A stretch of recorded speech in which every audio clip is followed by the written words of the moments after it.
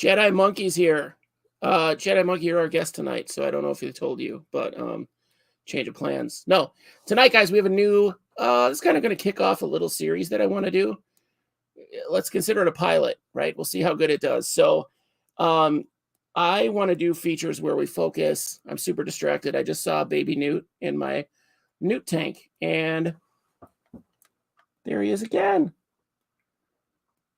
All right, so sorry. I'll see if I can get him on camera. Let me see if I can get him while you guys are watching. Let's see. It's not okay. That's him moving around right there. The camera sucks, but I hope you can see him bopping around. Now, here's the deal. I wasn't expecting babies. I thought all these eggs were infertile because my male is a dipshit. But yeah, I've got babies. Now I got to figure out something for food because surprise, I don't have anything. So hopefully there's some like infusoria and stuff in there. Anyway, series of videos. We're already off the rails. Series of videos where we're going to feature our breeders, our breeders that are friends of the channel. So this is going to feature people I feel strongly about, people that I think are going to help you out as a customer with products and knowledge and put you in the right direction. People that are more community oriented, they're focused more on the community than their actual business, right? Like, yeah, the business is important, but they understand the community comes first. Without the community, the business is nothing, right? So I think Kyle is one of the first people I know that understands that. And we tried to have Kyle on. He's snubbed us a couple times already, so he must be big stuff. He must be a big, right? He's got to be a big dude. FICO Bubbles is here too. These are my super fans. So yeah, so thanks for coming. Let's bring Kyle on without further ado. So he is the owner of Isopods Anonymous. Kyle, welcome to Isobuddies. Thank you. Thank you for having me. It's your first time here. Yeah, so, my dog was distracting me. What's up, Dina? I almost got Kyle to comb his hair for this. It's not Kyle from Roach Crossing. I gotta block my receding hairline so that way you can't see. Oh, it's a comb forward. I like it. Exactly. I'm getting old. I got 2 kids, man. So they kids were not talking about you. Yeah. Yeah, 2 kids will do it. 1 kid will do it. My kid pooped on the potty tonight, and she's going to bed with no diaper tonight. Straight. Oh, nice. We can't do that quite yet. My daughter's only 2, but she's going pee on the potty at least. We can't get the number 2 part yet. We've been peeing on the potty for a while, so we're really proud of her. We had some toys waiting in the wings, so every time she goes now, she's getting a toy until it becomes normalized, right? So there you go. Yeah, we're going to bribe the crap out of her because I'm tired of buying diapers. I'm tired of changing diapers. Yes, indeed. So Isopods Anonymous. FICO Bubbles is already commenting that it's not anonymous anymore. We'd like to get Kyle from Roach Crossing on here, but for now we have Kyle Bunch. Yep. Not to be confused with Kyle Bush. It's only 1 letter away. It's a little, well, maybe 2. I don't know. I'm not a spelling master. So give us the rundown. Your logo happens to look a lot like Alcoholics Anonymous to me. Exactly. I kind of did want to play on that. I know it might have caused controversy, but you know me, I love controversy in the world. But it's one of those things where, like, growing up in AA, just going through that, I learned how to ride a bike in an AA parking lot, you know. So I kind of wanted to pay homage and respect to it, and to show that you can be addicted to other things that aren't harmful to you and to your body. Right, unless you're dead and they eat you. Oh yeah, well then that's good for them. That's good for them though. Yeah, you sleep too hard. Yep. Do you know a Cub fan named Ryan Clark? I actually don't watch baseball, surprisingly. Oh well, do you know a guy who does? Is the question. Couldn't really. More of a football fan. Are you looking at the comment on the screen or not, bud? I don't even think I can see him. So Ryan Clark, missing you at work. You brought your own fans. This is good. Oh, I took it down. I don't know who Ryan Clark is, to be honest with you. I'm going to be 100% honest with you. Unless it's one of my coworkers. It's got to be. I'm not familiar with a Ryan Clark. I did pull the chats up. I didn't have that part up. I had the private chat up. It could be. I don't know last names of anybody from the last job I was at, really. I know, like, only everyone's first name. Is that Ryan? I'm excited that he's convenient for me. My From Roadhouse Idiot. Nice. Yeah. See, now I know. Okay, All right. Anyway, we're off the rails again.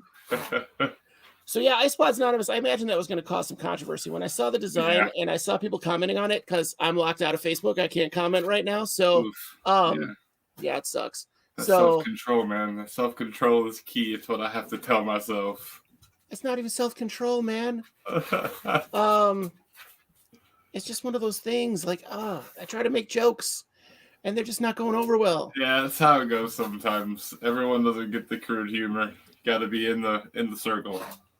Anyway, but yeah, so I can't post, so I couldn't comment on the controversy that I saw. So your Isopods Anonymous is kind of a play on Alcoholics Anonymous, which you're also the reverse of it, of the concept of Alcoholics Anonymous. Like, you want people addicted to your Isopods. Well, yeah, but at least you're getting people addicted. We're promoting the proper addiction, the proper addiction in this. Heard, which I appreciate. I appreciate there's a difference. There definitely is. I have so many proper addictions in my own life that you're gonna see some transformations down here in the Isopod dungeon pretty soon. You're gonna see some really good results of my addictions. But so you're dealing in isopods. You've been selling isopods and breeding isopods since I've known you, but that makes sense because I met you through isopods. Your bins are looking good behind you, by the way. So you just upgraded. So your colonies are getting bigger. A lot of the 6 quarts got upgraded to 16 quarts in the last couple of days. Probably did like 28 to 30 bins total. A couple people stayed in 6 quarts just because their numbers weren't quite big enough, but they got soil swaps too. So, wow. I mean, that's always good to add that soil in there. Yep. You always want to refresh it. I always like to do it every 3 to 6 months, depending on the species, especially your super protein hungry guys. They seem to poop a lot more. So like my dairy cows, I like to change their substrate out about every 3. It's just it's a partial substrate change. I always just grab the real dry stuff in the back, add new fresh stuff, and then churn it real good. And it at least add, because the substrate I make is pretty much their main diet anyway. So that just adds food back into the substrate for them to eat. And you don't have to worry about supplemental feeding. Speaking of controversy, what's the ratio of bat guano that you have in your substrate? I have 0%. We do have worm poop, but no bat poop. Is that on purpose? Oh, the worm casting is just super nutritional, and the isopods love it. They'll eat it. It's a good food source, and the benefits it adds to your soil is amazing. You almost have to use it. Worm castings is so good. Yeah, I have it in my soil that I make. Yeah. So I don't sell mine. It's private stock. If you want to pay a stupid amount for my soil, it's $20 a pound. So. I'm telling you, substrate gets expensive, especially when you want to make it correctly and you have all the correct ingredients from the rotten wood, the decaying leaves, the live leaves, and all that stuff. I have like an endless supply of that stuff. Why live leaves? What's the point of live leaves? So live leaves, not one, they add nutrition because eventually they slowly break down. If your soil is good, it'll break those leaves down. It's good added nitrogen back into the soil that gets released. And it adds a little bit of like an aeration, seconds as a hide almost. Those dry pieces will pop up to the surface and you'll lift it up and see a couple baby isopods underneath there just chilling. Yeah. I'm going to answer this question. I'm going to field this one. Green Jedi Manga wants to know if isopod castings are good for gardening. Yes. Absolutely. Yes, they are. So when I started my hobby with garden caught isopods, like Vulgaire from my yard. And I think I caught 50. And when I released them, there had to be probably 4,000 to 5,000, I want to say. Oh, wow, yeah. So I had a giant sweater bin thing for under your dip bed. That's what my colony was in. And I just dumped it into my garden. I was like, forget it. Here, have it. I figured maybe the little half-tame possum that I have in the garage would go nuts. But my garden was crazy. Where that was, my garden was crazy. So where I just dumped soil and everything out. I just wanted to get rid of them. And it went nuts. So everything there grew so well that year. And I expect it to regrow this year too. All my herbs, not special herbs, just cooking herbs. So I actually use my old substrate too. I have a compost bin outside that's sealed. Yeah. all the old substrate that I don't throw it away, just in case there's babies in there too. But yeah, I throw that all in a bin, mist it down a little bit, and that's what I throw my compost in, and it really seems to help. And it's another way not to waste soil or release isopods out into the wild. Yeah. Non-natives, I should say. Your vulgare and your scavers and the stuff you can go in your backyard and find are always fine, but yeah, literally whatever I found out here, whatever I harvested out here, when it gets nice out again, I'm going to release everybody out basically, except for I have that high yellow vulgare thing going still. Yes, I'm really getting some cool stuff out of that bin. It's really cool actually how much the wild ones will produce color on that first generation too. You don't even have to wait for them to keep going. That first generation would be beautiful. I want to know how much of it has to do with food, like supplemental food. Because I know the soil definitely has something to do with it. Like, yep. Because you think about it, all that stuff gets its color mostly from what it eats. So I think that'll really, really have a lot of effect. So I want to try to run some experiments on small bins this year with that. So I think it's that, and then I also really think that I like those high protein guys that are colorful. They really need the high protein to stay colorful like that. I've noticed like my Jupiters and my green lasers. Yeah. I give them like krill, shrimp, all those little microorganisms from the ocean. And I haven't lost color in them yet. The babies keep producing good colors too. So that seems to help me at least. That's all you hear about. So if you're doing that and it's working. Yep, that and the rotten wood. I stand by it. It's that and the rotten wood. Like if you don't, they almost require that decaying wood. This is what they like. So I'm a huge nerd, and I highly suggest people using and finding and sourcing that good rotten wood, because your isopods will appreciate it for sure. I have an unlimited source. I'm so spoiled. So I'm telling you guys, go. So lucky.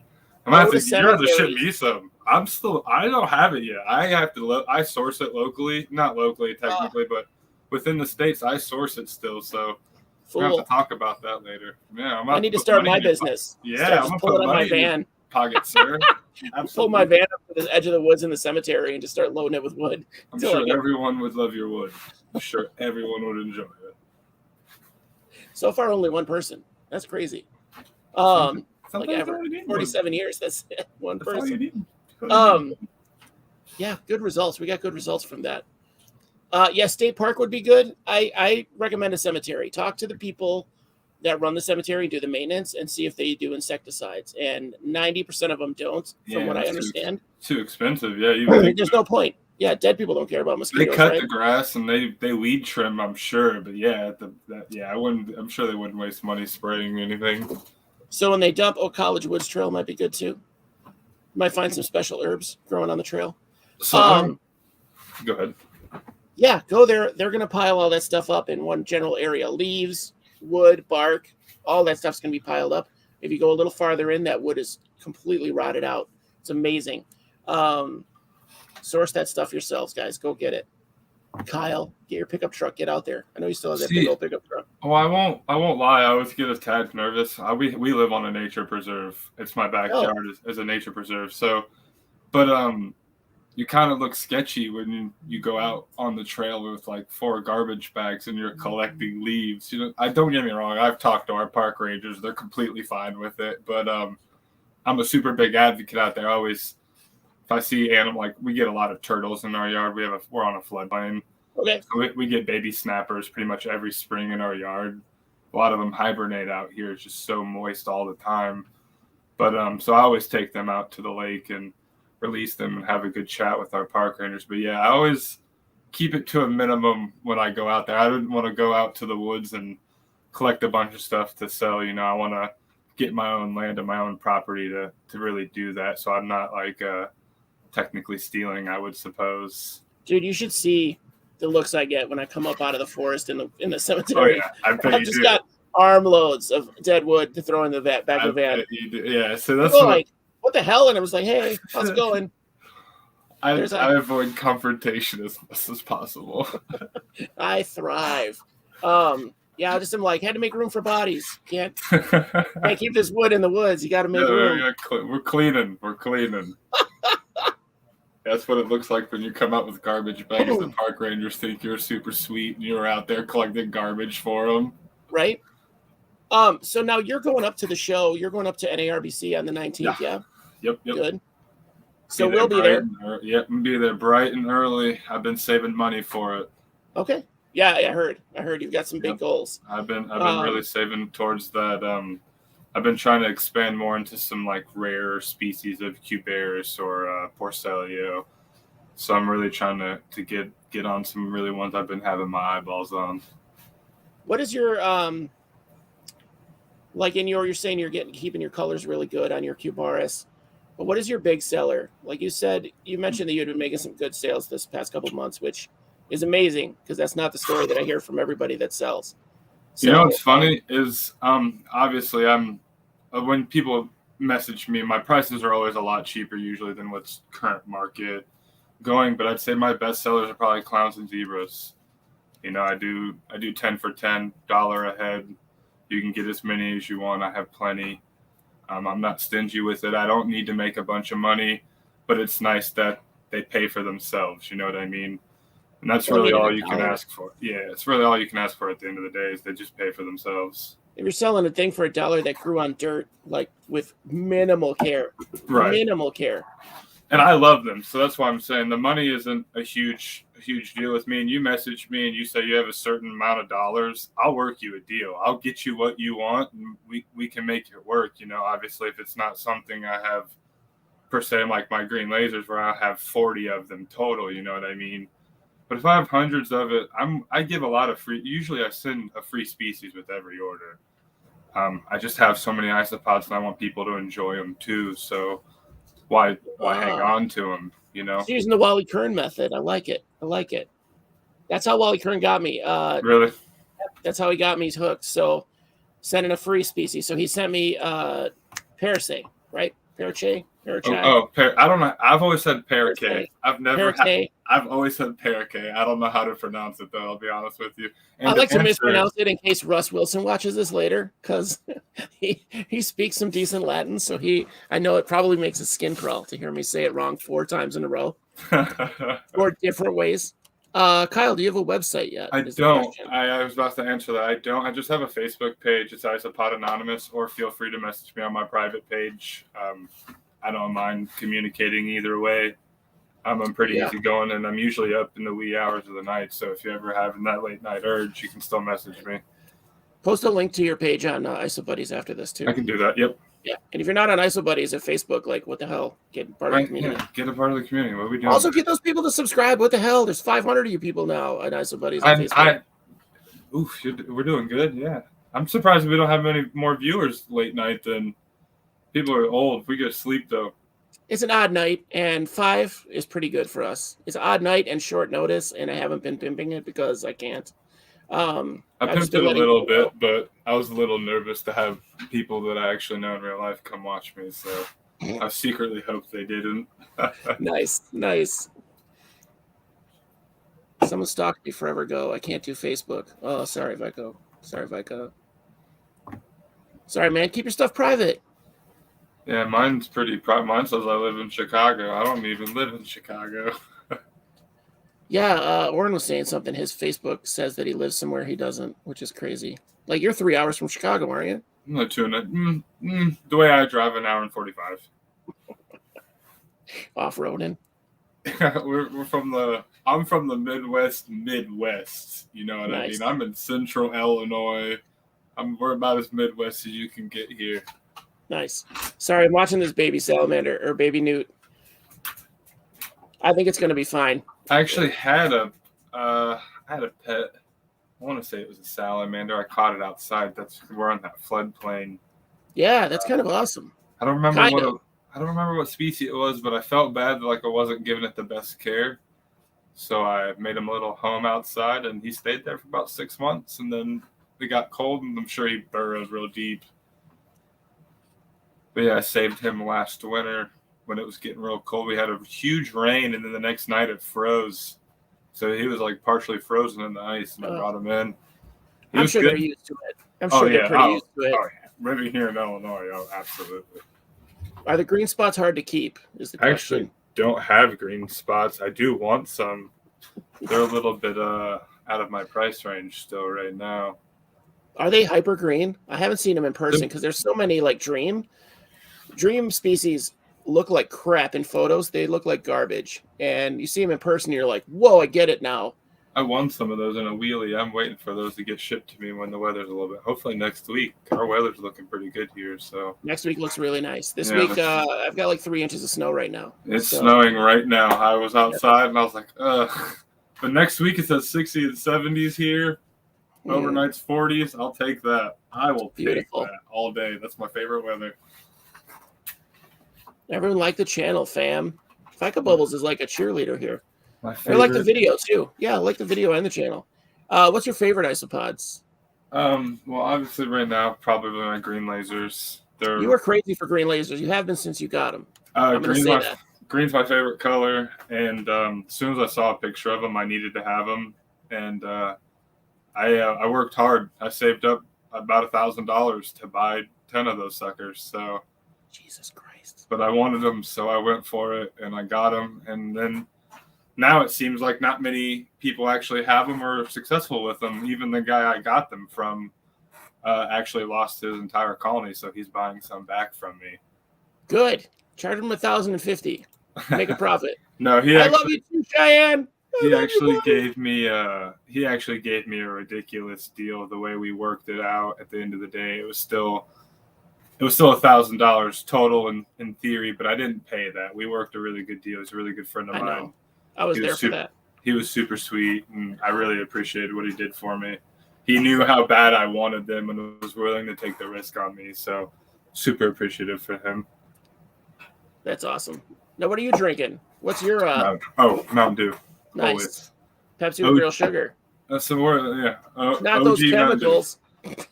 Hey. Not those chemicals. We call this the nectar of the gods around here, okay? Mountain Dew. I can't drink it after 5 anymore. I'm too old. I'm at that point now. I won't sleep for 2 days. I literally can drink one and then go directly to sleep.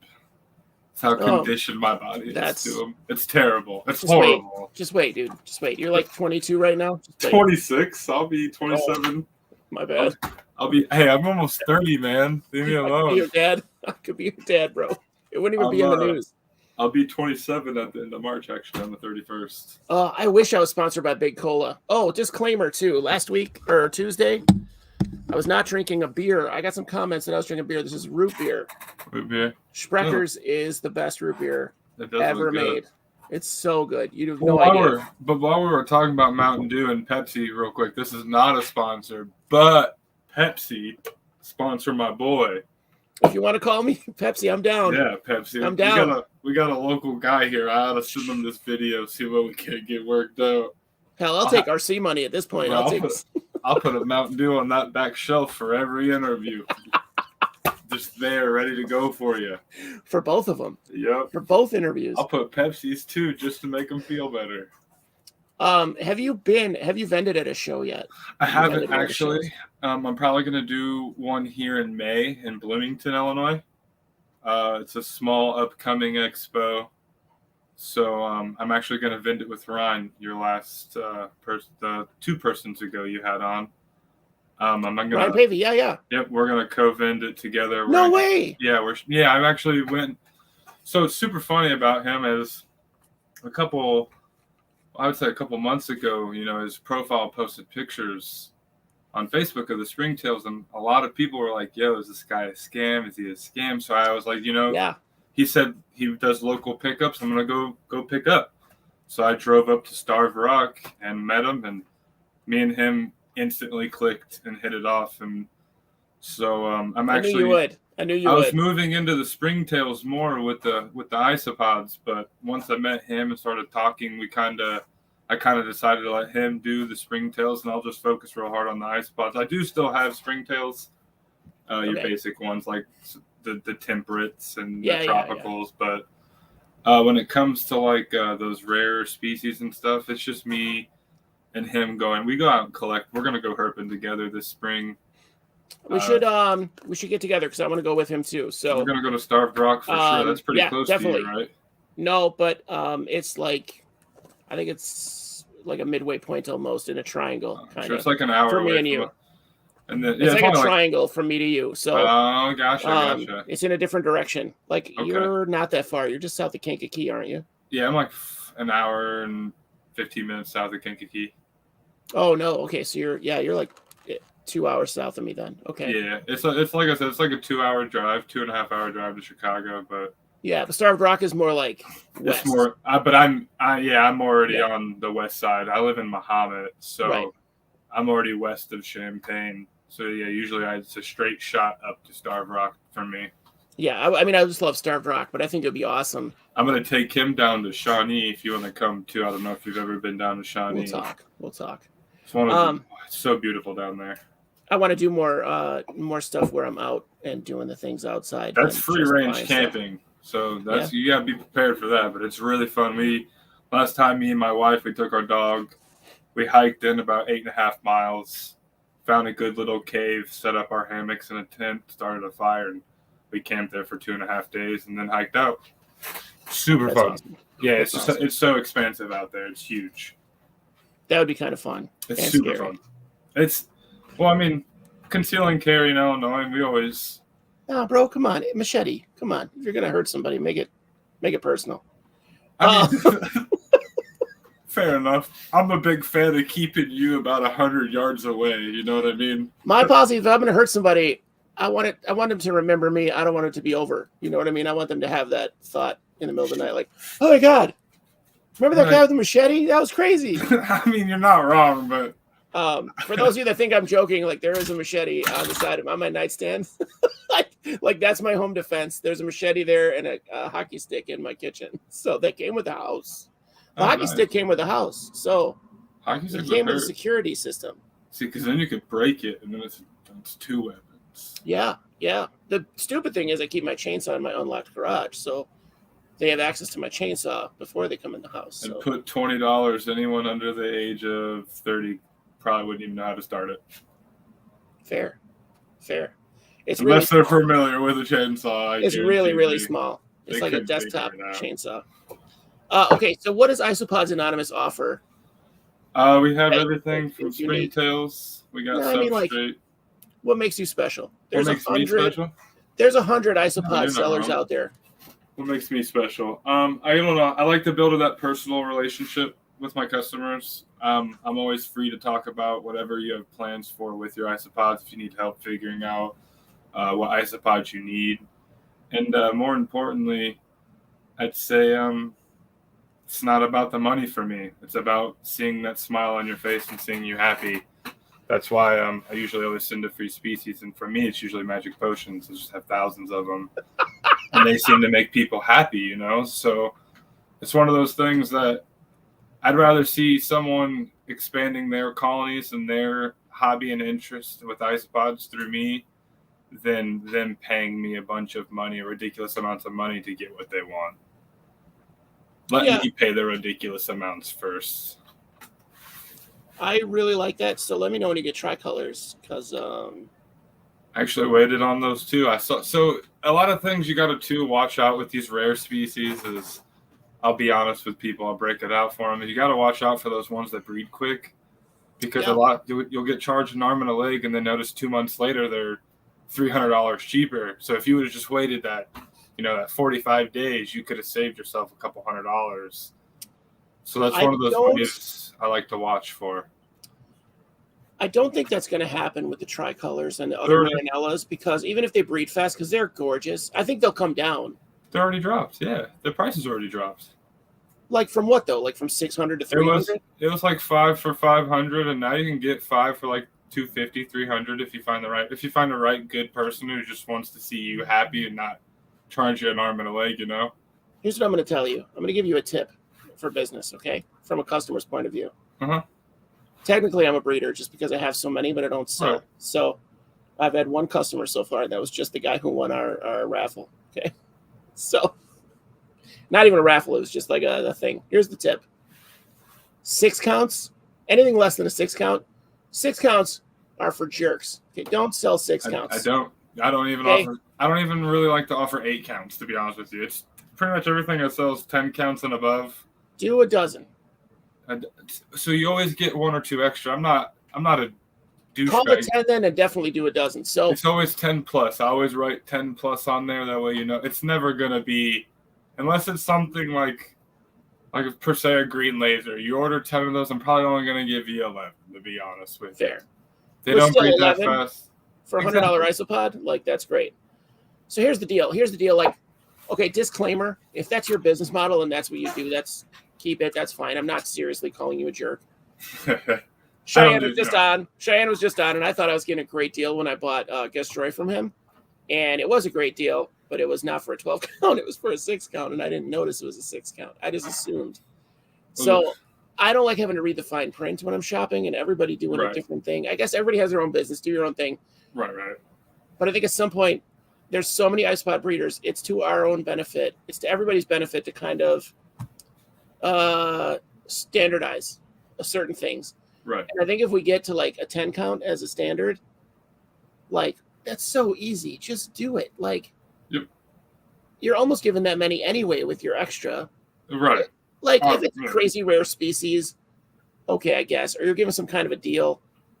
Just keep it to 10, people. Just keep it to 10. Keep it 10. 8 is the lowest I like to go. A lot of times you get someone in and you'll tell them your 10 count price, and then they're like, well, how many can I get for 8? How much is 8 just instead of 10? That's different. If they're asking you for 8, I guess that's different. But if your website offers 6, 8, and 10 counts, like, what are you doing? Like, no, standardized. I like the standardized 10 counts because me personally, like, when I buy something, I want to see it. Excuse me. When you buy 6, you're not going to see it. They're going to go in there. They're going to hide. Menagerie just got duckies. I still can't get over the duckies are so expensive. Like, they don't breed that fast. I kind of get it, but duckies suck. Duckies suck, people. I don't really charge too much for duckies. I think I just shipped out some. I sent them 10 for like $80, $70. Yeah. Nothing ridiculous. $80 is still, I feel like that's high end. Yeah, in my opinion, wouldn't pay that for duckies. I wouldn't pay that for duckies myself, but that's because I own them now. If I had seen that price when I got my duckies when they were going for $120, that's what I paid for them. I paid $120 for my 10. Is what I would have bought them. That was for 10. Yes, $120 for 10. I got mine as a gift from Scott Wesley because he was like, "What do you mean you don't have duckies? You can't be an ice bike keeper." Same thing for me. It's his fault. He mad made at me get them. Yeah, he got mad at me because I love Cuberas so much when he gave me my rubber duckies for free. Yeah. So it's just like, it's your fault. You're partially to blame here, sir. Yeah, Menagerie puts it best. This is kind of the thing I don't like, is that it's such a gamble with 5. A 5 count is such a gamble. Like, they don't have them breed at all. You got to keep them in in their deli cup. They come in like this thing here. And then with these are great for 5 counts. Okay.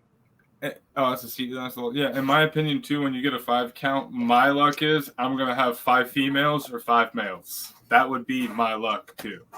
So I'm just gonna have 5 isopods growing up until they die. That's pretty bad luck.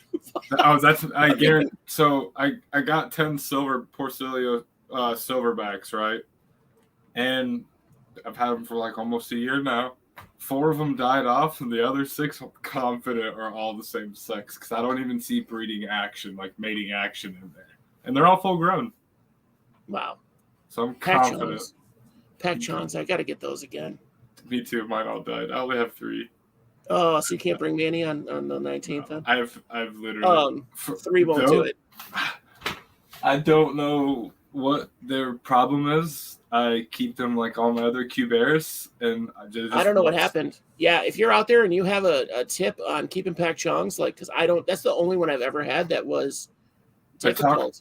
I talked to a Thailand breeder, and they said they like it warm and humid. So I started keeping those 3 like the rubber duckies, and they're all alive. They look healthy. They're great colors, and they seem happy now. So, jeez, a little bit warmer and a little bit more moist. I found that I'm gonna probably buy some more now that those 3 are thriving. Do you have regular P. Werneri? I do not. I only have the silverbacks. Okay. The silverbacks are so beautiful. I think that's such a great looking isopod. I have seen people get silverbacks out of their weirnies. I have red pandas. Did I tell you? Oh, did you? Yeah, you said you were culturing them out of your pandas, right?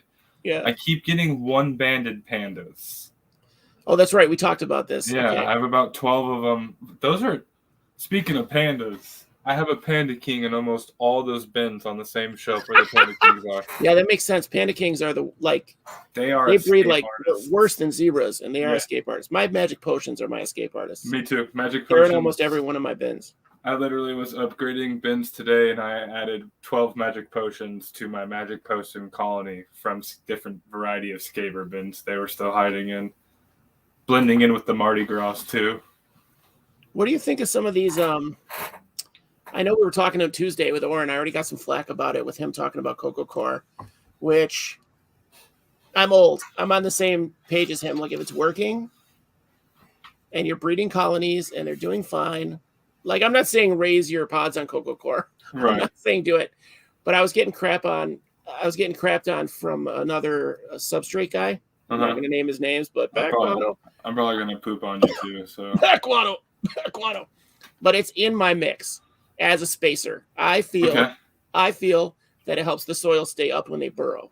Okay, so why not just use sphagnum peat? Because it's too much. It's too much in there, and it dries everything out too fast. You have to keep the sphagnum too moist to keep the soil moist, and it compacts. So this aerates it out. The sphagnum is fine. It's sphagnum. Why not use cocoa? The sphagnum, they don't eat it anyway. They do eat the sphagnum. Like it breaks down eventually, but they don't really eat it. I wish I could. My computer I could show you better, but I could actually show you the flake soil from my dairy cows and Scaber Lotto mix. Yeah, they eat the moss. It's gone. They've completely eaten it and shredded it, and that is now a big old poop pile. So I have to scoop that all out and add fresh moss to them about every 2-3 months. Wow, I've got probably 1,000 dairy cows, and they don't. I've never had to change the moss in that. Hang on, let me see. I must be getting some crappy sphagnum moss. Check this out. Hang on. It's like 80% sponge. Who said they're Parasay? Yeah, dude. So I just made a bowl. I'm gonna have to post some photos of my setups. So I just made a desktop bowl vivarium. So here's a good example of them shredding that moss. That was a full, probably 6-inch layer of moss. Now it's 2 inches deep. They've turned it into substrate. Sphagnum big old dairy is cow bin. sustainable. Oh.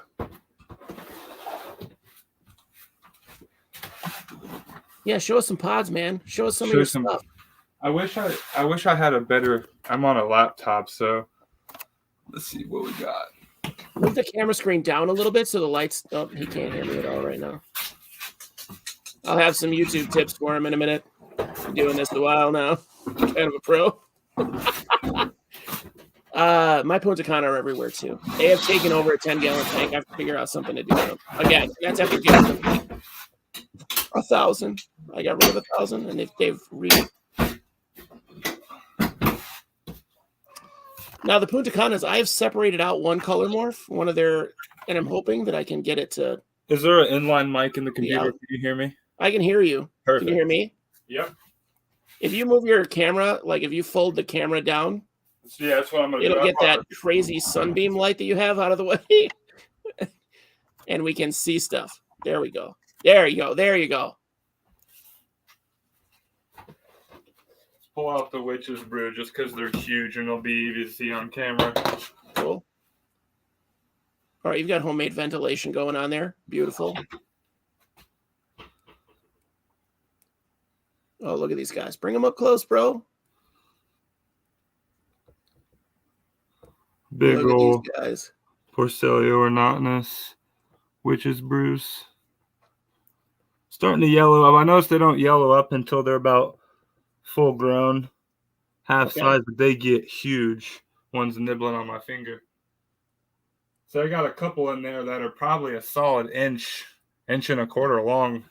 But yeah, that does remind me of billiards. The red one, not the red one. There's one, the Punta Cana morph that's like kind of coffee color. About the pins. Yeah, they were talking about it looks like billiards. That's pretty cool. So I used to use I had a hole saw, right? And I kept cracking my bins, and I didn't know you're supposed to spin it on reverse. Oh, so okay. For a long time, I used a 1/2-inch drill bit. Oh, Thank you. you should see what a maniac I am when I'm drilling the holes for my standard bins. Like I started using the vents from Bug Hub from Jose Avila. Okay. I know I'm messing that up. I know I'm saying that. I think it's Jose Avila that does Bug Hub. I It's almost definitely Bug Hub, but his vents are awesome, and he designed them and 3D printed them himself. I can't recommend those enough. Yeah, I use a Dremel too. But yeah, now I use a hole saw. I use the hole saw in reverse with these guys, Okay. and I got the 200 mesh aluminum screen, Yep. so nothing can get in and nothing can get out. Except out of that lid. I got those same bins, and they get out of the crack in that lid like, oh, they're bastards. Babies do. I have Yeah. springtails get out the top for sure, and the predatory mites when they ever. I always usually have a big boom of them in the springtime. They move in from outside, come in, ravage all the fungus gnats, and then they leave. Yeah, sorry, Menagerie, I'm the worst with names, and I never remember the names to people, but the businesses I totally do. So that was just how many duckies were on the log for me. Good Lord. I got to post my ducky setup too, because my ducky setup is for display, not for breeding. So it's a jar inside a jar. So you can see they're in the outside jar. So the inside jar kind of forces them to have small amounts of space, right? Say I'm surprised they're all out too, because like I said, I've been upgrading bins for the last couple days, so I've been pissing them all off. I haven't had pods eat fiberglass. Has anybody had their pods eat fiberglass screen? No, I couldn't. No, I use fiberglass on my original screen design was fiberglass. I have them in my fiberglass. I have a fiberglass screen cage for my Cresty. And it's inside a greenhouse. I understand. But they don't eat through that. There's isopods in there throughout, and they don't eat through that. Which I thought they would by now, but yeah, those are my bearded dragons. I covered them up because they go to bed at 7. But yeah, I have 3 shelves total, and then those are all leaves, substrate, and other supplies in the totes. Unreal. You got to get one of those massive sheds out back that's like half the size of your place. Yeah, the shed with the house I bought here was just original to the property, so it's a piece of crap, and I don't trust it. But we're buying a house this summer. So hopefully that'll be so big. pods are doing good because this is your only gig. Well, my wife works still too, and then luckily the t-shirt gig, I was working 18-hour days. So we saved up a lot of money, and we had good money, and we paid a lot of bills in advance. That way I could take this on full time. That's awesome. Sometimes things work out. Like I didn't know if you wanted to get into it at all or not, but I've had some really rough times in the last few years. I think everybody has. But in my case, I've been really fortunate. Like when something bad happens, something good comes along with it or because of it. Look at that. That's mittens. Yeah, big old fatty. Hey, Aqua Garden. She's always hanging out with me. It's my best friend. She's turning. That was my graduation present to myself out of high school. So she'll be 9 years old this year. My idiots, my 2 idiot cats. One only lays on me on the couch, and the other one only lays on me when I'm in bed. So I don't have a moment to myself in this house. So this one follows me everywhere. She wants to get on my lap right now. I have to she's asking me to put my leg up so she has a platform to lay on. Give it to her. We have cats on the show. Yeah, she's on it right now. Mine must know because he's running around. He's trying to get in my water bucket. Yeah, this is pretty much any night I'm playing Xbox or hanging out talking to people. This is where she's at. This is what she wants to do. Looks super soft too. Yeah, she's half Maine Coon. What, a Mantis God? Mantis God is here. He's been here. 5 viewers. You're big stuff. I'm trying to think of other questions to ask about your business. Now, you talked about substrate. So you're doing your own substrate now. Yeah. So shout out to Morris. Huge help. Very knowledgeable guy. I have a lot of background in lawn care. I worked for Weed Man, ironically enough. I worked for them for about 3 years. So was about keeping plants and soil concentrations right and knowing all the fertilizers and stuff. So I in turn took that knowledge that I learned from him and my previous knowledge. I already had the good. Who I wanted to beat was Lugardies, because I buy their 6-quart bag, and while it's really good substrate, man, it's so expensive for the little amount you get. So I thought to myself, how can I emulate this substrate? Well, luckily, companies that are big like that, they have to list their ingredients. So take that knowledge, and then you take knowledge from you gain from other smart people, and I formulated. It took me about 6 months to formulate. And your own usage, yeah. Yeah, so I've been using it, testing it myself first. Obviously, want to make sure it's safe for other people. And then another big part of my substrate is I was trying not to give money to box companies. I call it locally sourced just because we're here in America and everyone's American. So I try to source from people around in other states or even in my state if I can to get the products I use to make my substrates. I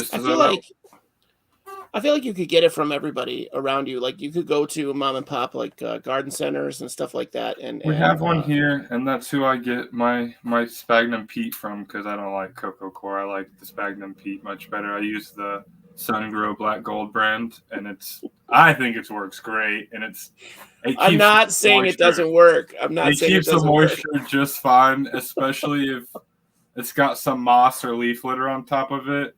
I've actually found I gotta let it dry out for a couple days before I put isopods on it. That way it's not too humid. And then I keep my sphagnum on top and my wet side. That's where my sphagnum is. Yeah, my sphagnum peat, whatever. And then the rest inside the substrate itself is where I have some cocoa coir. It's like 10% maybe. I wish my sphagnum peat's out in the shed. I don't know.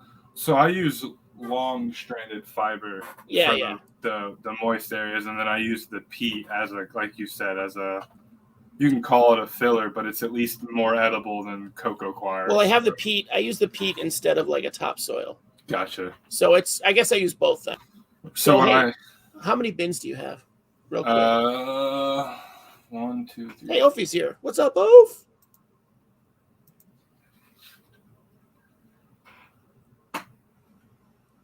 Jedi Monkey tasted Lugardi's springtail food.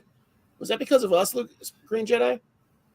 Please tell me that was because of us. I want to be a bad influence on so many people. I have 61 bins. Couple 61. Of those. You just counted them, all right. Yeah, a couple of those are springtails bins that I have. I have 2 springtail bins on the bottom shelf, so 59 isopod bins. Okay, fair. Oh, I counted the fish tank, but they're not in.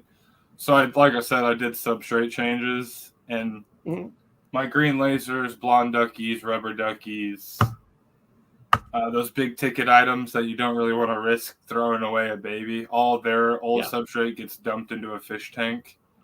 And once it gets to a proper level of substrate in there, I'm going to plant live plants and let those grow for a little bit and then make a show tank out of it. That sounds awesome. So that way, if any babies are in there, they'll at least grow up in that tank. And I might have I might have one Jupiter here, one green laser in there type of deal. But at least I know I didn't throw them away or freeze them and kill them. So nice. We got we promoted someone to eat springtail food. Green Jedi Monkey is a super fan now. I'm going to call him a super fan. I actually tried the Lugardi's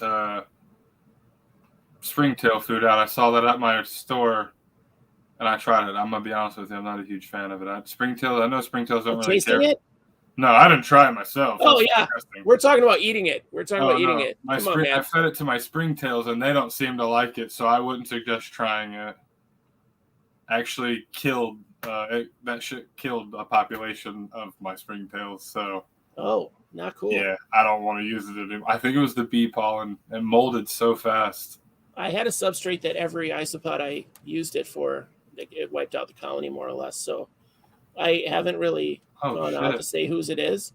But I haven't bought substrate from anyone since then because I'm kind of like once bitten, twice shy, right? Yeah, right.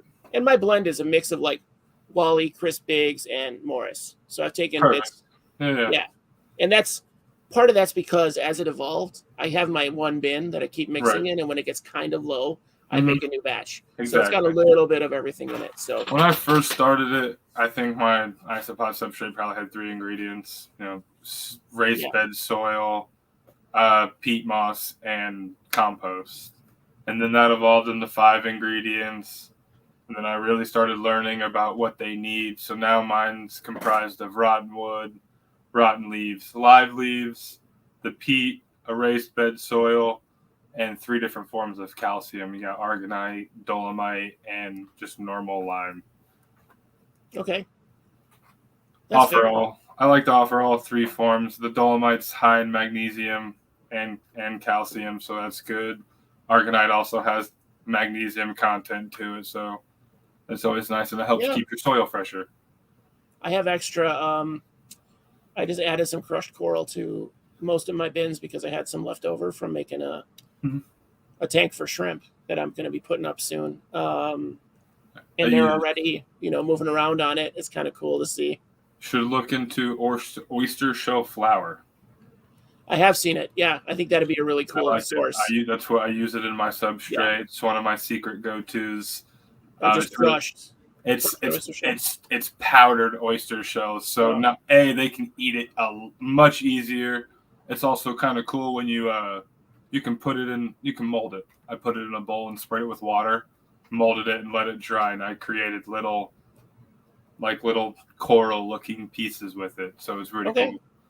Yeah, I like a lot of the cool things that people are doing. I think the oyster shell is a cool, renewable resource. Some people might get mad at us. Some people might, because they're probably catching live oysters, and we're getting the shuck shells from restaurants and such. But at least it's going to something good.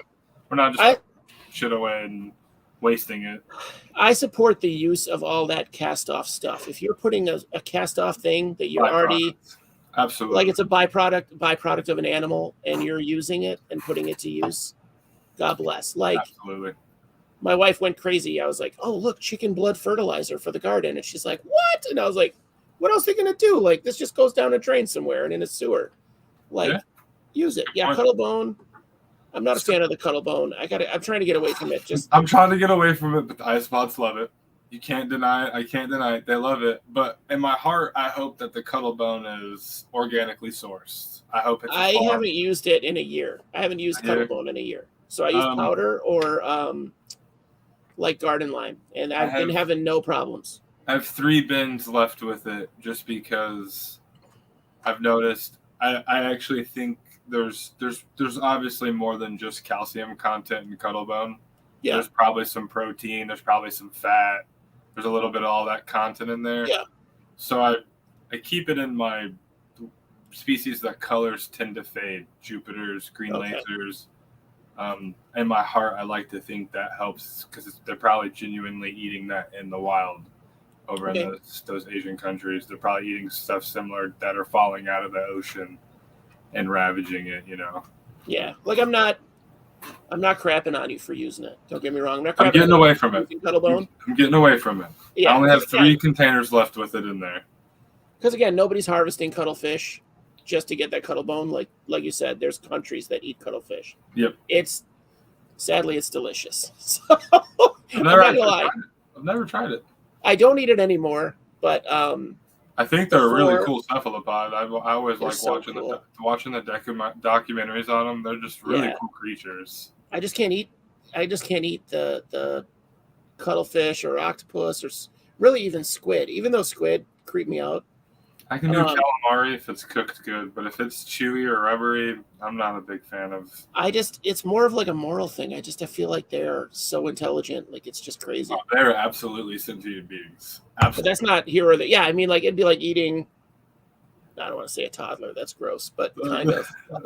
Cannibalism. Man, stop. They're as smart as kids. No, yeah, they said, was it like an octopus on average is the intelligence of a 4-year-old? Oh, yeah. Yeah, at least. And that's getting that intelligence in a year because they don't live more than a couple of years, which is the saddest thing in the world.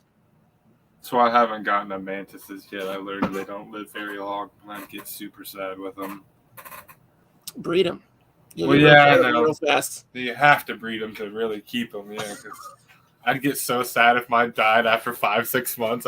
I connect with my animals, so You got a good year. You got a good year with almost good every year. mantis. Yeah. Yeah, those But when ghosts. you're raising them, if you're raising them and you're raising more than a dozen, it's such a pain in the ass. You'll get real like, oh, it's dead, whatever. Not totally, but you get kind of like, okay, fine. I don't have to do this anymore. This is great. Bye. See you later. I love my audience. We're talking about eating toddlers with barbecue sauce. This is great. Oh, delicious. Yep. I like toddlers a little, but now that I have one, I like them less. I thought the opposite would be true. I mean, it's always bad to say, but man, my daughter was a lot easier than my son has been. He has kicked our patooties. You've had a lot of trouble with that kid. And that's what I hear. I hear if you have an easy kid, your next kid is a real The first whopper. 6 months, he was colic, man. He slept maybe every 45 minutes. He was up every 45 minutes. You were awake with him, up every 45 minutes.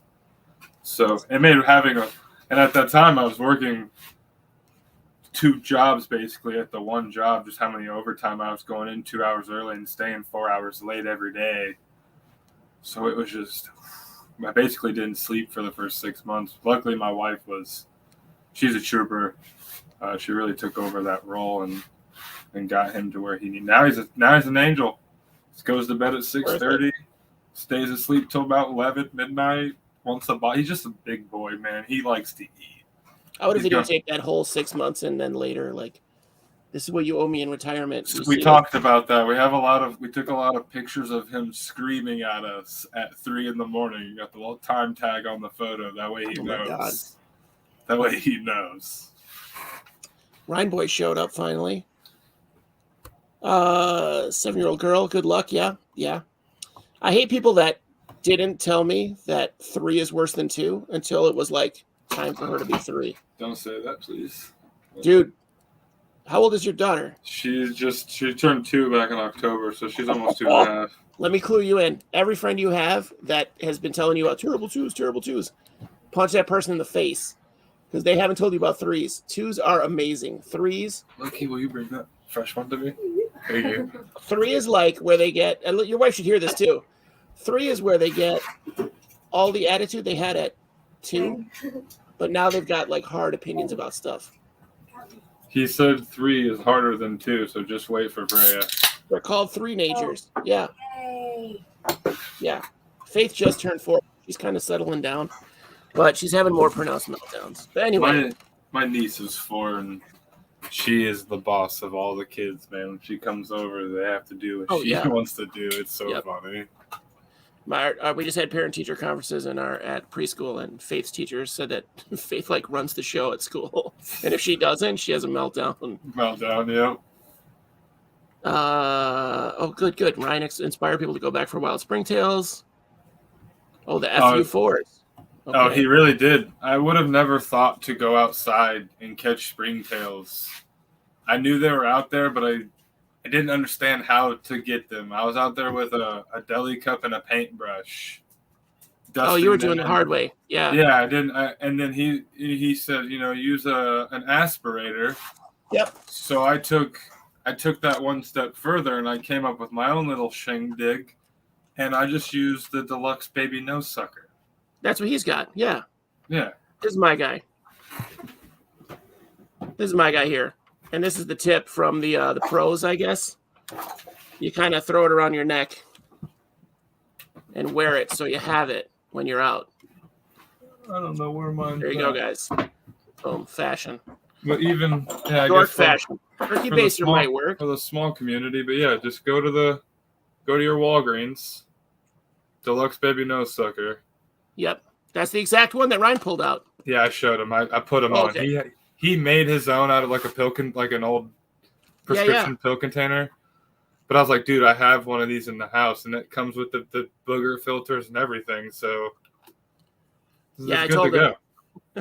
I told him, if you think sucking down springtails is rough, you have that filter in there. Yeah. Don't have that filter missing when you're taking boogers Forget out. the filter. Yep. You'll choke to death. You'll choke to death trying to get that out of your throat. Gross. That's a little more than anybody needed to know about me. Gross. I don't know if you could use a turkey baster. I think we'll have to try that. You probably could, but it might be a little bit more violent on them. They're very delicate creatures. I've killed my fair share sucking them up with the baby nose sucker. Just my big lungs. That's my problem is I'm going to murder them with this aspirator because this is for ants, and you can hear them like tink on the bottom of the plastic when I suck up the ants. Oh, yeah. That might hurt the spring. They're very delicate. Here's the other thing with the ants. You get them in here, and the first couple you get pissed. So they let out that acid, that formic acid. So then you suck again, and you get a lung full of that formic acid. That is the worst. Oh, man. It's the worst. It's like you breathe in citric acid, literally, and it's just like, oh. That's terrible. So yeah, there are plenty of great species out there. If you're just starting out, go get some species in your backyard. Springtails, isopods, all of that. Bring them in your house. Breed them. Figure out what they like. See if they like the soil or clay better, or do all that. And then, you're not paying for springtails for your isopods. And two, you can introduce a new species to the community. So here's what would work. I just came up with it. So if you took that bulb, that blue bulb thing they have for sucking the boogers out too, put that on the end of the baby nose sucker. So that it uses a shorter amount of pressure. Gentle. Yeah. That's or just use that thing. It'd be hard as shit to get them out of that thing. That's true. They stick to the walls. You'd probably murder them, getting them out of there. You have to cut it open each time, rendering it useless.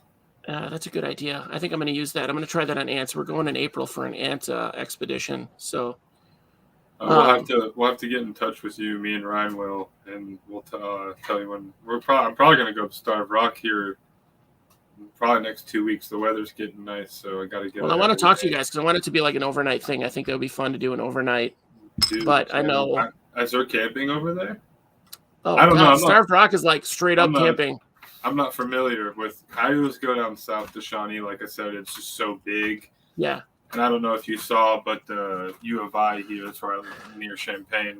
Yeah. They actually just discovered 4 new cave species of springtail down in the Shawnee area, more towards the Missouri border. Yeah. Okay.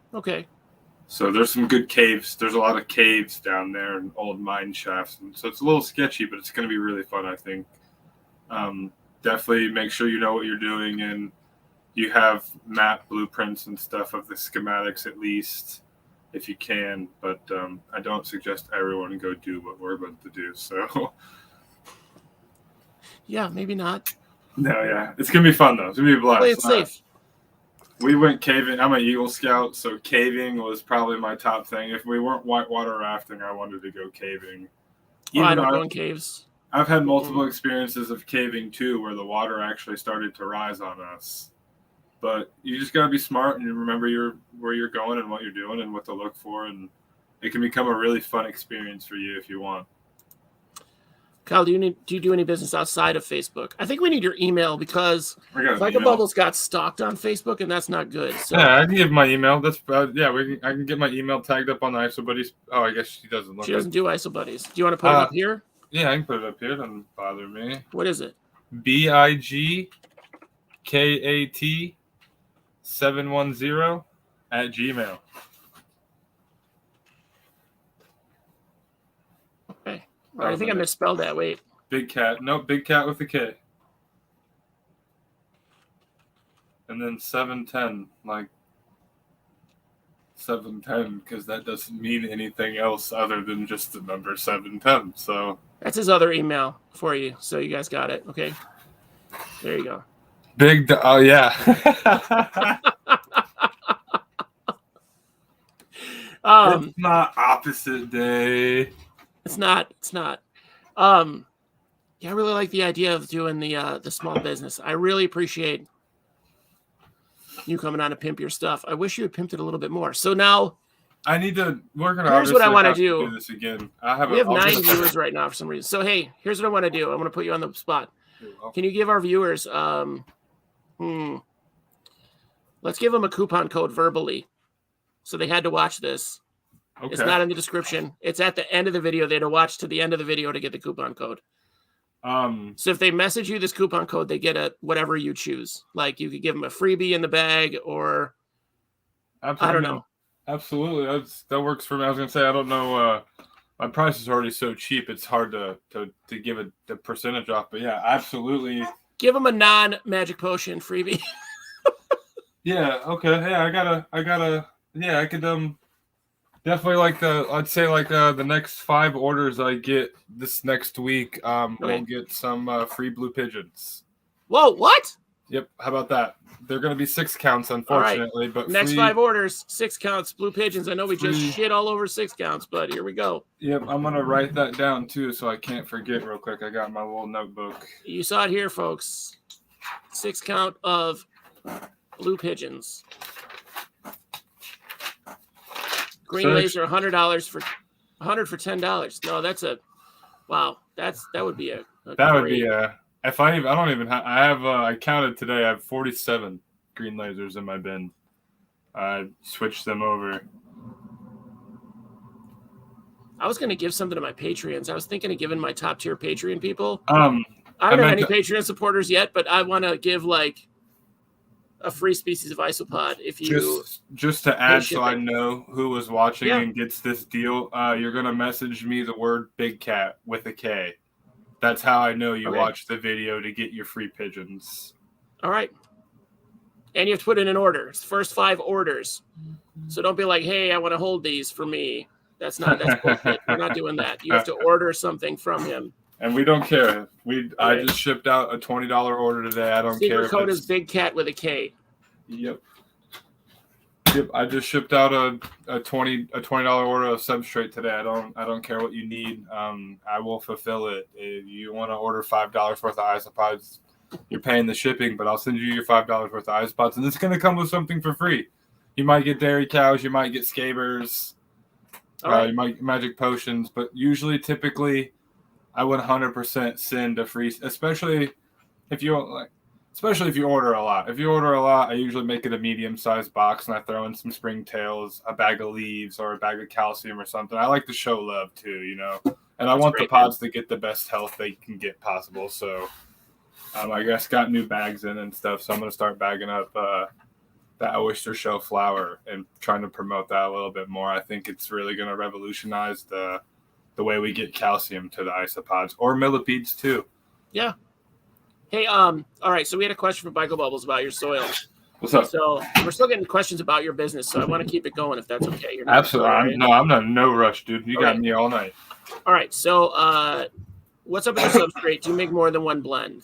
I do have a cheaper blend. I haven't started promoting it yet just because the premium blend is obviously the best. It's what's needed. I'm coming up with a dumbed down version where it's kind of just one form of calcium.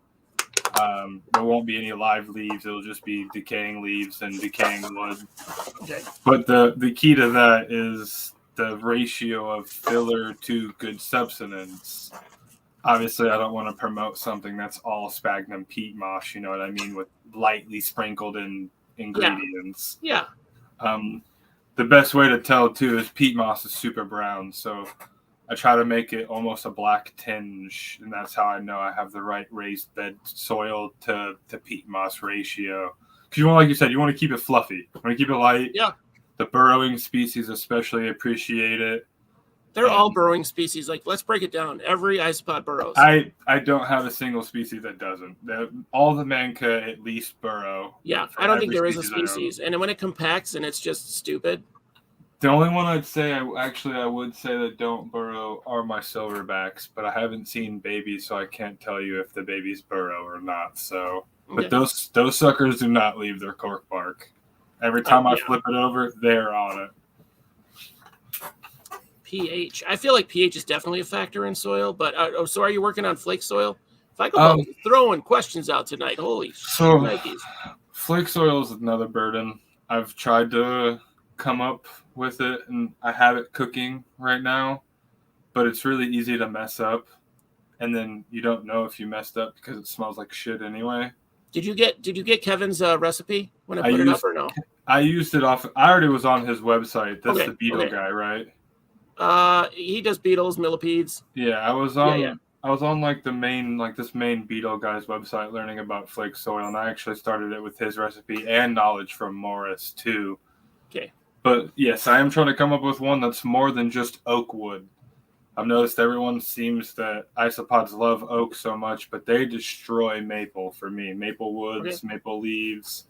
So I'm coming up with a maple oak blend on that.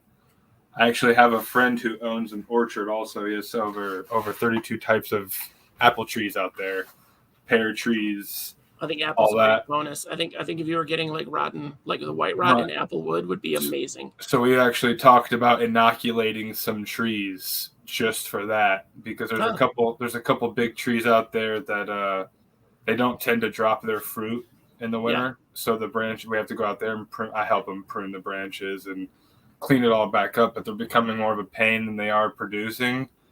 So we've talked about inoculating those actually with fungi to turn them into whitewood. Now I'm a jerk. I have 2 giant Rubbermaid tubs. They're like 58 gallons or something. They're ridiculous. No, they're like giant. So a 30 is my biggest. We had this crazy derecho. Did you guys get that weather thing a couple years ago where it was like an 11-minute flash flood? Probably. Like it rained like 10 inches in like 10 minutes. I literally live on the floodplain. If you look up the map of Illinois and the floodplain, so you were floating. I'm directly center in the floodplain. Yes. So we had all this crazy wood. Like I was clearing wood and finding wood like the next year, basically. So a lot of that wood just sat there wet in wet spaces under stuff. So it turned into rot. So I put that wood in a bin. Then the next year, or throughout the year, whenever I found more wood, I put it in with it.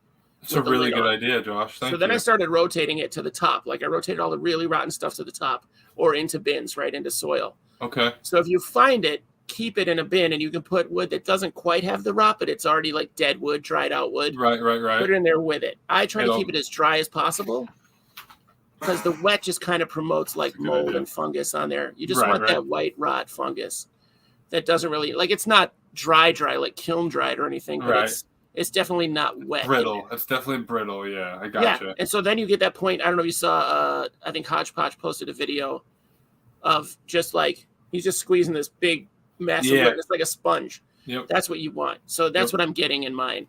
So I probably have like 60 pounds of white rot wood. Oh, that's a good idea. I need to. I'm actually probably going to go out to the. Oh, I know. I got. I'm full-time daddy tomorrow. Daycare's closed, so I'm going to be at home with the kids tomorrow. But this weekend, I'm going to. Our daycare closes like once a week, but I still have to pay them. I don't know what this is with how that works, but yeah. So probably this weekend because the weather's really gross here right now. It's super cold where you're at and snowing too, but yeah.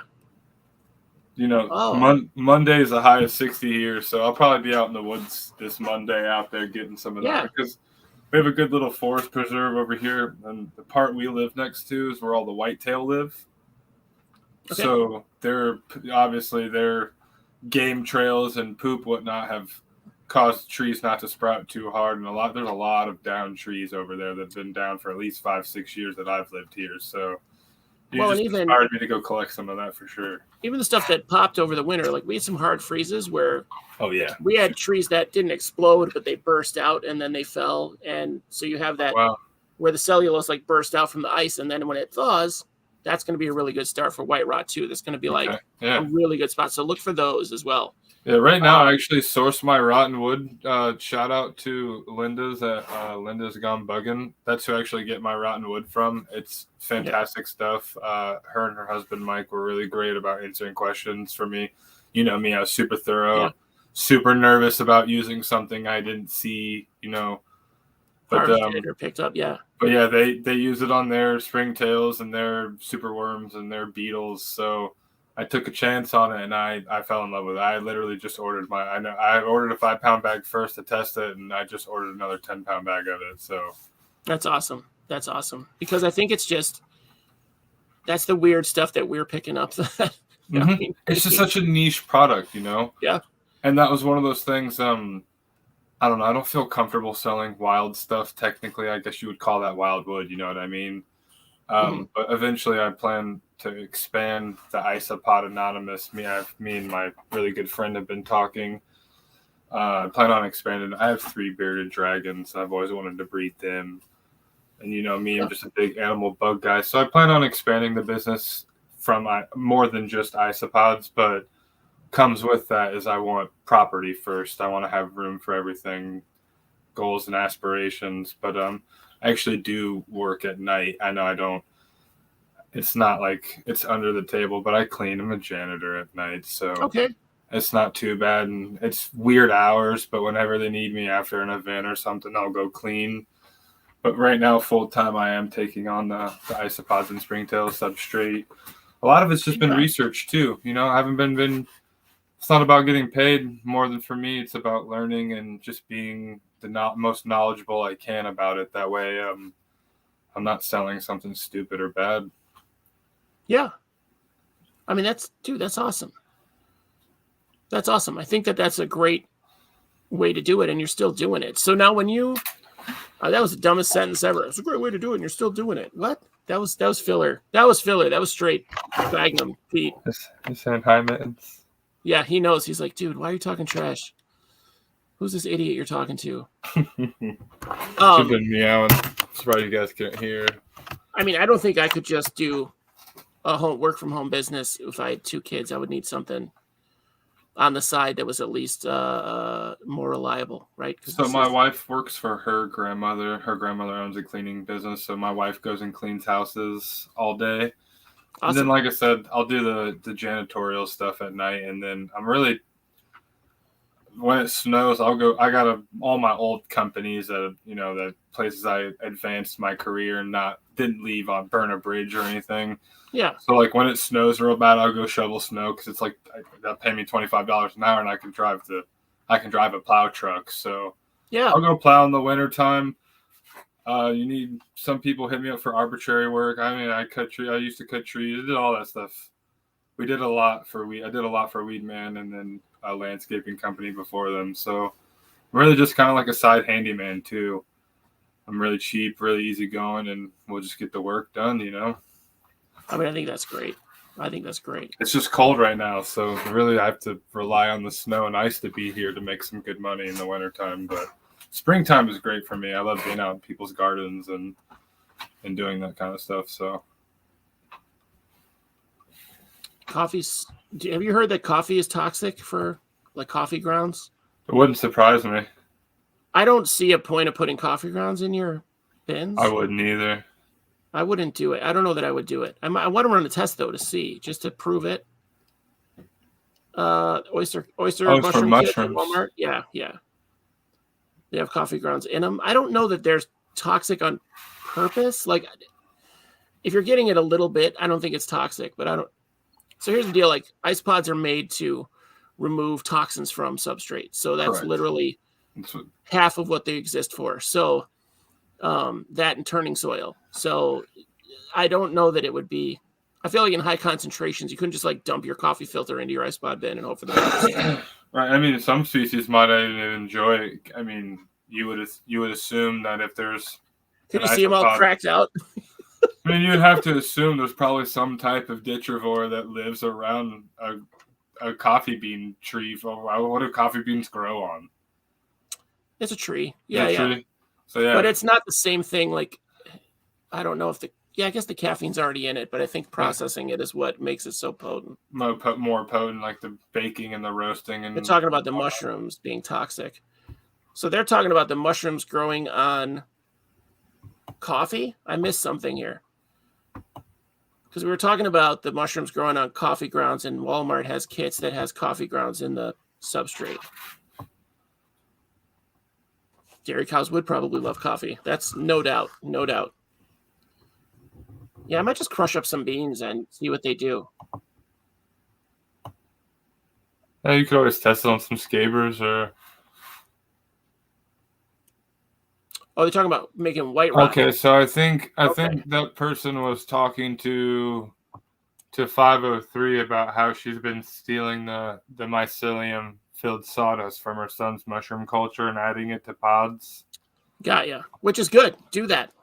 But then I think the other person was saying the coffee grounds found in the mushroom kits were toxic. I had to catch up. I had to figure out what's going on too.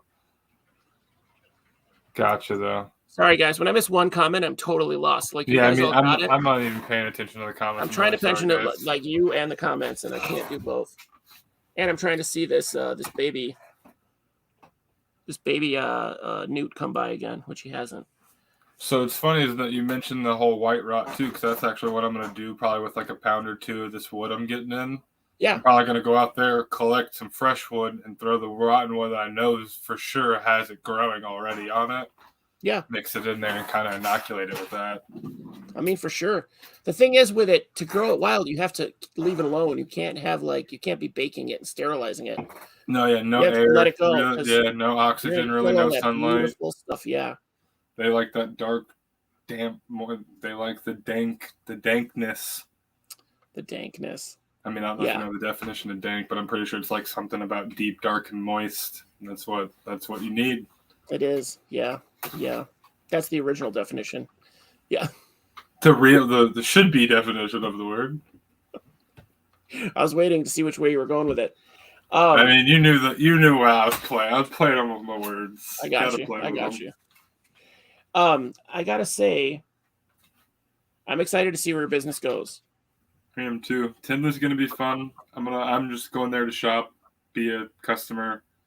But we definitely should hang out. Is it just you going? You're not bringing anybody with you? My wife's coming. No, my wife. I'm not a big driver. My wife's just my chauffeur. Nice. I don't like driving. I'll probably fall asleep in the first 20 minutes on the way there. I'm gonna try to stream something from the show. Nice. Maybe for like 15 minutes or something. Because I think we're gonna try to get everybody that's in Isobuddies in the community together. Sounds good. At one point for like 10-15 minutes, like a powwow. Absolutely. I think that'd be really fun. Yeah, I'm actually meeting Scott there to buy some isopods from him and trade him some isopods. We're trading some white ducks and witch's brew for silverbacks and ambers. Very cool. Very cool. He's always got cool stuff, and Tyler's always working everybody around them at the booths around them. Oh, He's holding somebody else's stuff all the time. It's really fun to watch. Tyler's like 13 now, 14. So I've only met his daughter. I met his I'm thinking he only has one daughter, but I think she was fairly old, 15, 16. But yeah, I met her at the Kankakee show is when I first met Scott. Every time I met his daughter, I made her mad. So I like to tease kids, and she does not like to be teased. Yeah, and I consider anybody like 30 and under now a kid, so I like to mess with kids. And she does not like it. When we had Scott on, he was using her laptop, and I told him it was a piece of crap and he needs to buy her a new one. And she was in the room, started yelling at me. I was like, "Don't yell at me! Yell at your dad for buying you this." Buying you that laptop. I'm using my grandma's laptop right now. Shout out, Grandma. Sal, it's the 19th. It's the 19th. I imagine the meetup is going to be at like 10 a.m. Yeah, so I'm going to be there bright and early. I almost bought VIP passes. But I was getting early? Yeah, I was confident what I'm going there for probably won't be bought by.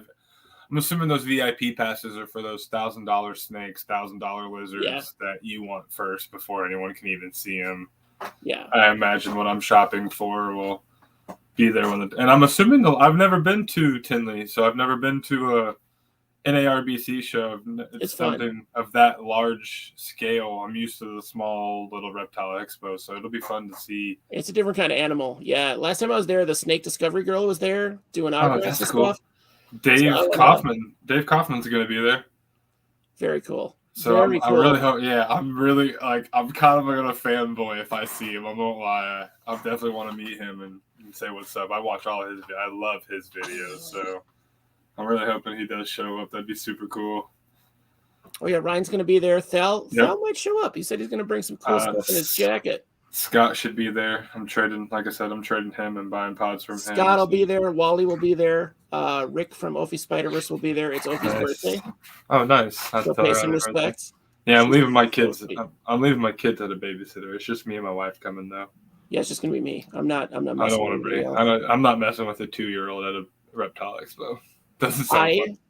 The only time I've had fun in the last 10 years at a show is when I went with Rick. So, but it was just the two of us. Like I don't like a crowd because I want to see stuff and I don't want anybody nagging me or worrying about their comfort level. I just want to be doing what I'm doing.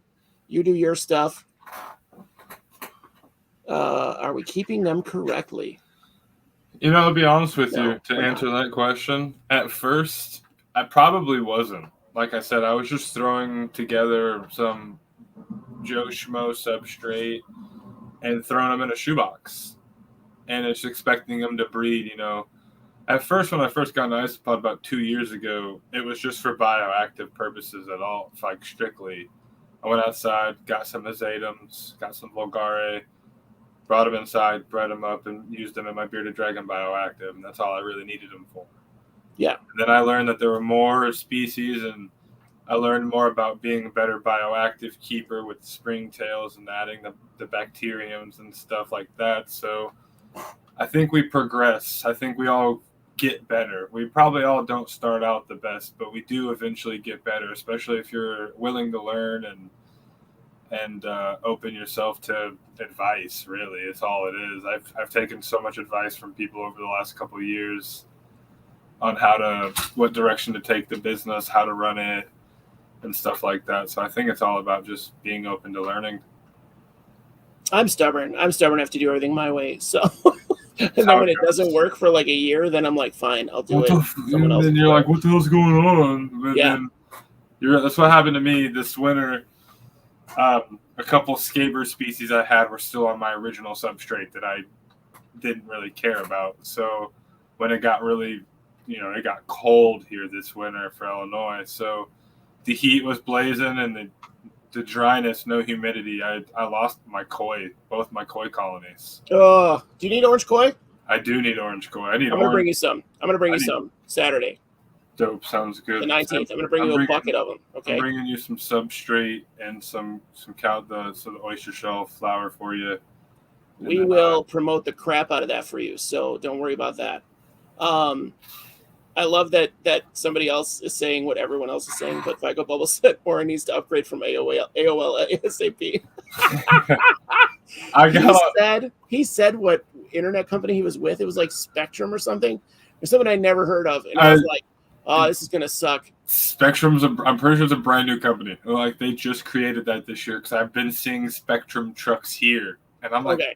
What? I'll never use this. He was on like a 10-second delay, and because I meet everybody, I meet everybody like 15 minutes beforehand, and he's the first person that was waiting for me. He was like waiting to go. I was like, oh no, I feel bad. I'm late to my own show, I guess.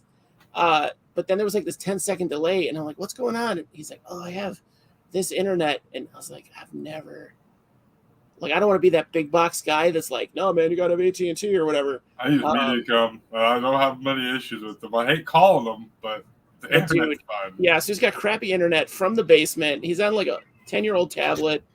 It was ridiculous. So his setup was not, but that's the thing with doing this show is like I have to rely on my guest setup, and I can't expect them to have a setup made for streaming because that's not what they do.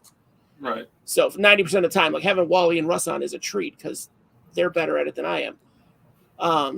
But I can't expect that. Like, God bless Oren. He did the best he could do with what he has. I'm gonna don't worry, because I'm a feeling we're gonna be chatting a lot more anyway. So I'm gonna get one of those little halo lights that all the TikTok users use, so my lighting will be better in here for sure. It's so easy. So my camera has one on it. Nice. The little thing, yeah. I have this light for my miniature painting, and then I have this light. Well, this is also for my miniature painting, but I have them going. And then I have this light. Yeah, if that was on me, there's one of those right here as well. I didn't realize I had my camera up too high, and that's why the light looks so bright. So when you told me to point it down, I was like, there. Oh, that looks there we go. Did you see how long it took me to do that? It's so hard to aim a camera. Yeah, you got it. The lighting is so crazy, and I know you have like a broad spectrum light above you. I can tell. Yeah, it's a big old wide light bulb. I like it because when I put my table right underneath it, my table rises and goes up. So I'll put my computer chair up as high as it goes, my table, and that light is just right above the bin for me. That's perfect. I used to wear a headlight, but man, it starts to hurt my head and my eyes. So yeah, I had to figure out something that would work better for me. So that's what I came up with. These lifetime tables, man, saved my life. So I bought this hat from Target. Everybody keeps asking about the Anti-Ans, and it basically is. Is that what it is? It's not. It just was a hat at Target. I buy their random ass hats. I love them. I have one with a little crab on it. and one with a little hula girl. And they all have my safety pin. Where'd the safety pin go? There it is. So my safety pin came about with political movements, I guess. There's been a lot of political issues. Yeah, it's just a pretzel hat. I just like pretzels, man. I was like, this is cool and kitschy, whatever. But it looks just like the Auntie Annie's. You're totally right. Or Auntie Anne's. I don't know what it's called. They're delicious. Yeah, if you have it, I'll explain it's on everything I own, basically. All my outerwear has a safety pin. And so that doesn't mean my stuff's falling apart. That means I'm a safe space. Within my range of sense and my reach, I will do my best to keep anyone safe. So from any harassment, any commotion, any Vika bubbles, I'll keep them safe from Vika bubbles. I went to look for my favorite hat, but I don't know where it's at. That's all right, man. That's all right. I bet it's hilarious. Yeah, it says make Gohan great again. Make what? Make Gohan great again. Gohan? Gohan from you probably don't watch Dragon Ball Z, but I'm a huge Dragon Ball Z yeah. nerd. All right, I get it now. They really nerfed my boy, so I made back when they made those Trump hats. I got a purple hat made that says "Make Gohan Great Again." I have a shirt with the Four Seasons Landscaping Company logo on it. Okay. And on the back it says "Make America Rake Again." And it's probably my favorite. I had it made. It cost me like $50 for a shirt that no one gets the joke. So more sense of humor. Well, see, I love wearing it in public because people will turn their heads so quick thinking I'm wearing a purple MAGA hat, and then they read it, and they either get it or they don't. And that's the beautiful part about it. Because if they get it, it's usually, oh, yeah. Oh, I'm glad this video is your safe space, Vika Bubbles. I'm glad. That hat blew up in my Dragon Ball Z group. I think I got like over 2,000 likes on that shit. Oh, dude. I mean, it's Dragon Ball Z. Yeah, what's not to like? 7 episodes of powering up so you can get in one punch. Hey. And then 7 more of recovering. It's all about the manga. You don't read manga. See, the anime's good. The manga is so much better. It's so funny because I was just in Barnes & Noble. I had to make an emergency poo, and that's where I go. If I'm out and about, if I can get to a Barnes & Noble, that's my go-to. I don't know. I have a weird problem going poo in public, but if I have to go, like all those books being around makes me comfortable. I do like the smell of the bookstores. But their bathroom is right by the manga. You have to walk through the manga section. Oh, and nice. I made a joke. There were 2 kids standing there looking at manga, and my cousin was behind me. And I was like, oh, manga's cool, but you got to read it backwards. I don't understand. Like I was being a jerk about it. And these kids turned to start to explain it to me. And I was like, oh, no, not today. No, thank you. Like, I'm good. They like literally, I saw their face like, we're going to teach this guy. And I was like, we're going to teach this old sucker. I'm okay. I swear to God. I mean, I don't mean it. Yeah, don't be safe from eating Isopod chow. Yeah. Yeah, so stay safe. So put a safety pin on your stuff. Keep people safe. That's my deal. I've only had to enact anything like this twice. Nobody does anything stupid to other people around me. So I had an argument with a guy who was being a jerk to Teller or something, like one of the kids that worked at Panda Garden.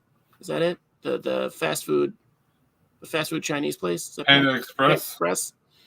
The kid was like Indian, and this guy was being a real jerk to him about being English, and I stepped right into that. And then there was a woman doing something similar about masks, and I was like, listen, get out. Get out. Go home. So, go home. That's where you belong. Stay there. I could stab someone with a pin.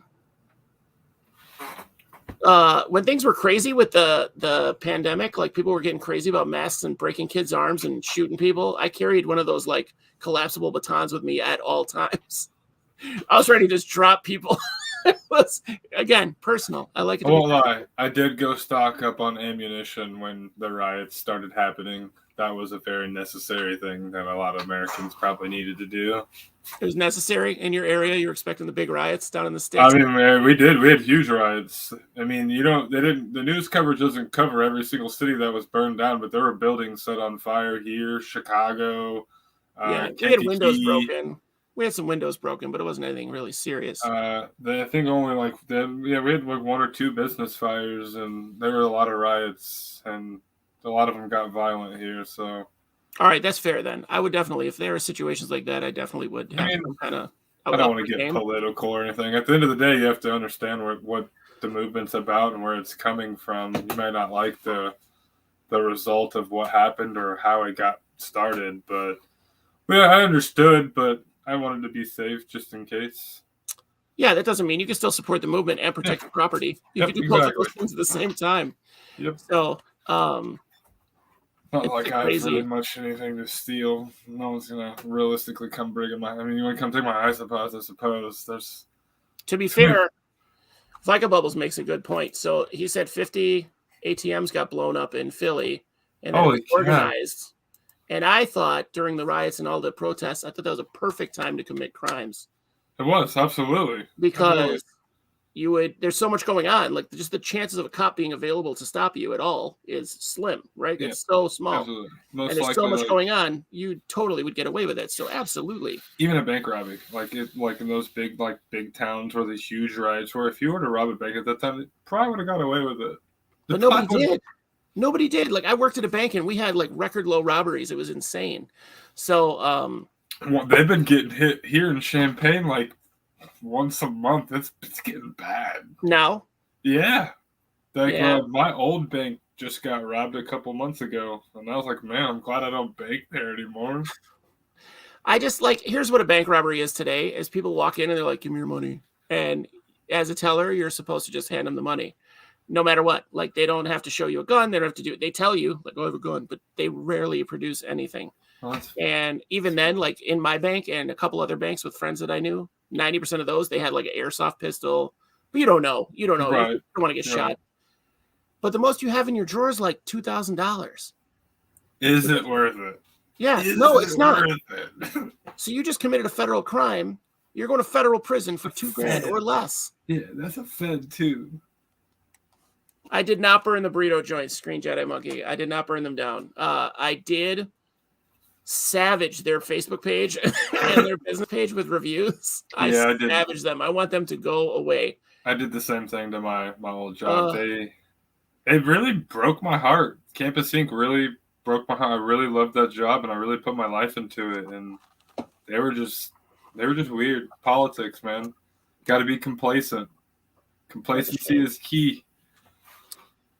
That's a shame. I don't know the whole story. We'll talk about it, but that's always a shame when I still have like PTSD from my last firing. Yeah. So it made me not want to get a job. It made me not want to work for someone else ever again, just because you show them, you give them the blood, sweat, and tears, and I value my time very heavily.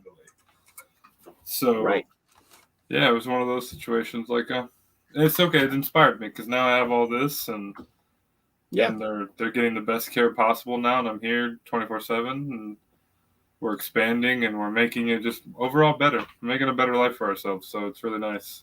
Well, and for others. Like, I feel like caring for these animals is my Zen time. Mm-hmm. When I was in my therapy thing, just to bring that up, I think we're on the topic. When I was in my therapy thing for a month, we discussed it as the group decided that was my therapy thing, because that was what really chilled me out. It got me into a good place. Whether or not I stayed in that good place is debatable. Right. But that's when I had to like sell a lot of mine off. It got to be kind of a burden. It got to be a hassle. Gotcha. Because there's just so many of the damn things. Like, if you're not selling them before they breed too good, it does. Like, I sold all my powder colonies. Okay. They just became too much. Thousands and thousands of isopods. They're eating me out of house and home, and they weren't paying for themselves anymore. So it was it was a really good decision to just give them to a big breeder. So hopefully they would help them, and cheaper stock for them, and hopefully they could change their prices and make it cheaper on everyone else. So I think it really helps.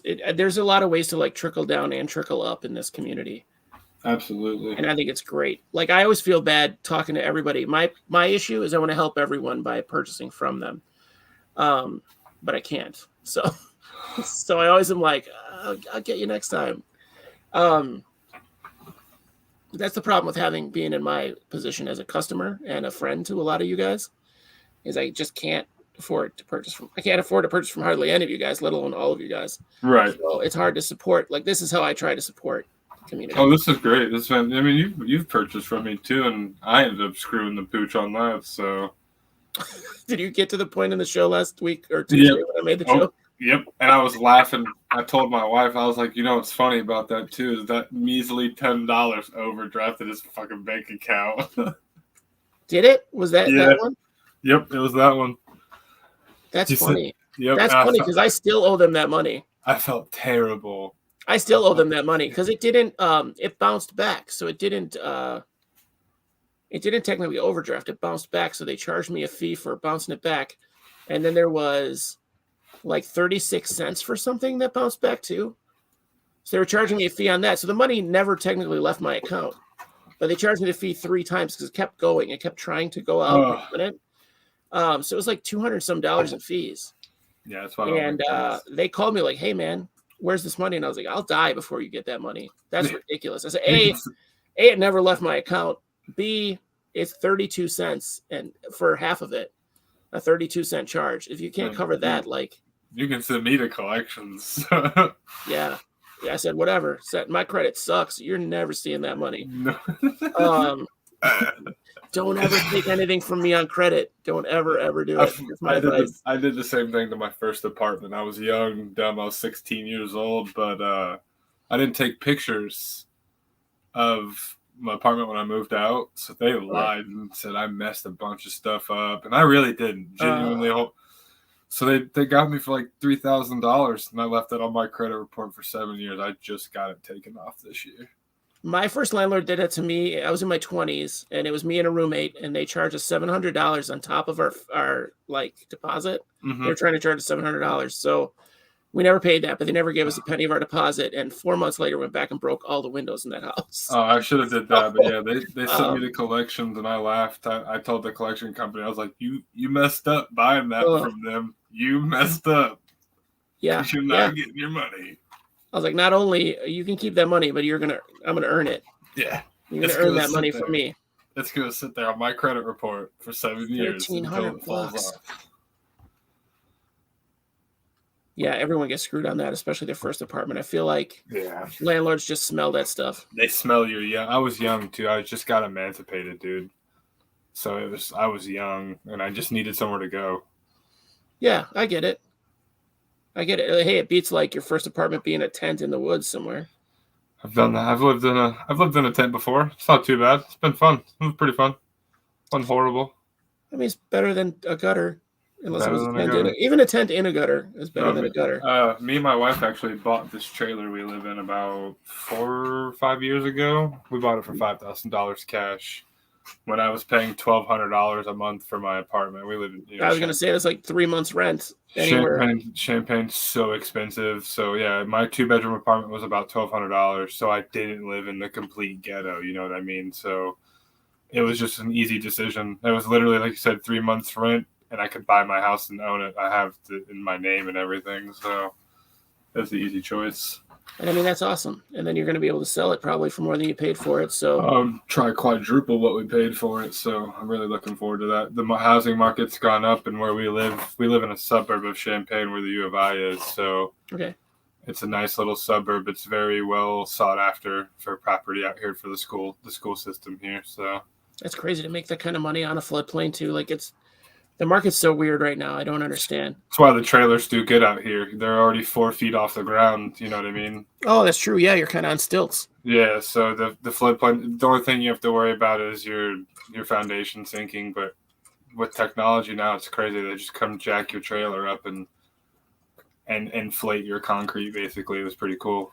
I never understood why trailers didn't put them up, just because I thought it would be cool. Put them up like to the second story. You could park underneath it. Same thing. I said the same thing. Stilts. Why not? I said the same thing on my next property. Like when we buy property, that's probably what I'll do. That sounds like a blast. It just sounds like you'd be living in a treehouse. Just sounds like I'm a kid. I'm a giant kid. I think it would be totally fun. Super fun. Absolutely. Yeah. Give those weird spiral staircases, rope swing, and a fire pole to quick escapes. Dude. Now you're talking. Fire pole for the quick escapes. I go, is that a laundry chute? And is that a laundry chute in your floor? No, dummy. That's a slide. Zoop. Ghostbusters route. Genius. Yeah, I can't believe you're doing all this in a trailer. Like, that's amazing to have this whole business run out of there. It was something. I mean, I don't know, man. I don't know how Northern Illinois is, but Illinois is an expensive state to live in. Northern's worse. I'm going to tell you now, like, College Town's bad, but like Joliet area, Chicago, so much worse. I've been working since I was 16 to pay my own way through life. So it was one of those. I've been working for other people my whole life, so it was just one of those that decided not to do that anymore, and I want to do something I love. I genuinely love this. You know, I love animal. I'm a huge conservationist. I cannot wait. I'm getting into licensing and stuff like that. I cannot wait to actually start working on conservation projects and reporting back to the state. That's really what my goal is at the end of the day, probably, to discover new species here, discover new species in other states, and then eventually travel the world and discover new species for science would be really ideal for me. Well, and I was talking to Angela, and then she got me into talking to some old friends of mine who did conservation stuff, and then I have a friend that works for the state agriculture department, right? The Parks and Services. Mm-hmm. So they reminded me that back in the day, I did like 4 studies with a group from a college. I worked at hotels. Okay. And so we had a group come in from this college. They would come in 3 times a year to go to the like Pilcher Park area by me. Apparently there's a wetlands. It's still there. There's a wetlands preserve that's there, and it's like you can't do anything there at all anywhere near there because there's a species of dragonfly that lives there that only lives there. Oh, nice. And that's really cool. We went through this like marsh area, waders on and everything for 2 weeks. I was working nights, so I'd go there with them in the morning and then come to work. Oh, that'd be really fun. We'd go out and survey and look for these dragonflies, like do sightings, and we would have to check like all the plants in the area, the other wildlife, like what they're feeding on, all that stuff. It was crazy. But their college got a huge grant for that, so that could be something. The U of I is I actually tried to get in contact with one of the head entomologists here. Must be a pretty busy guy. Doesn't answer back very good, but if anything, I thought about going back to college. I went for a semester to the community college Parkland.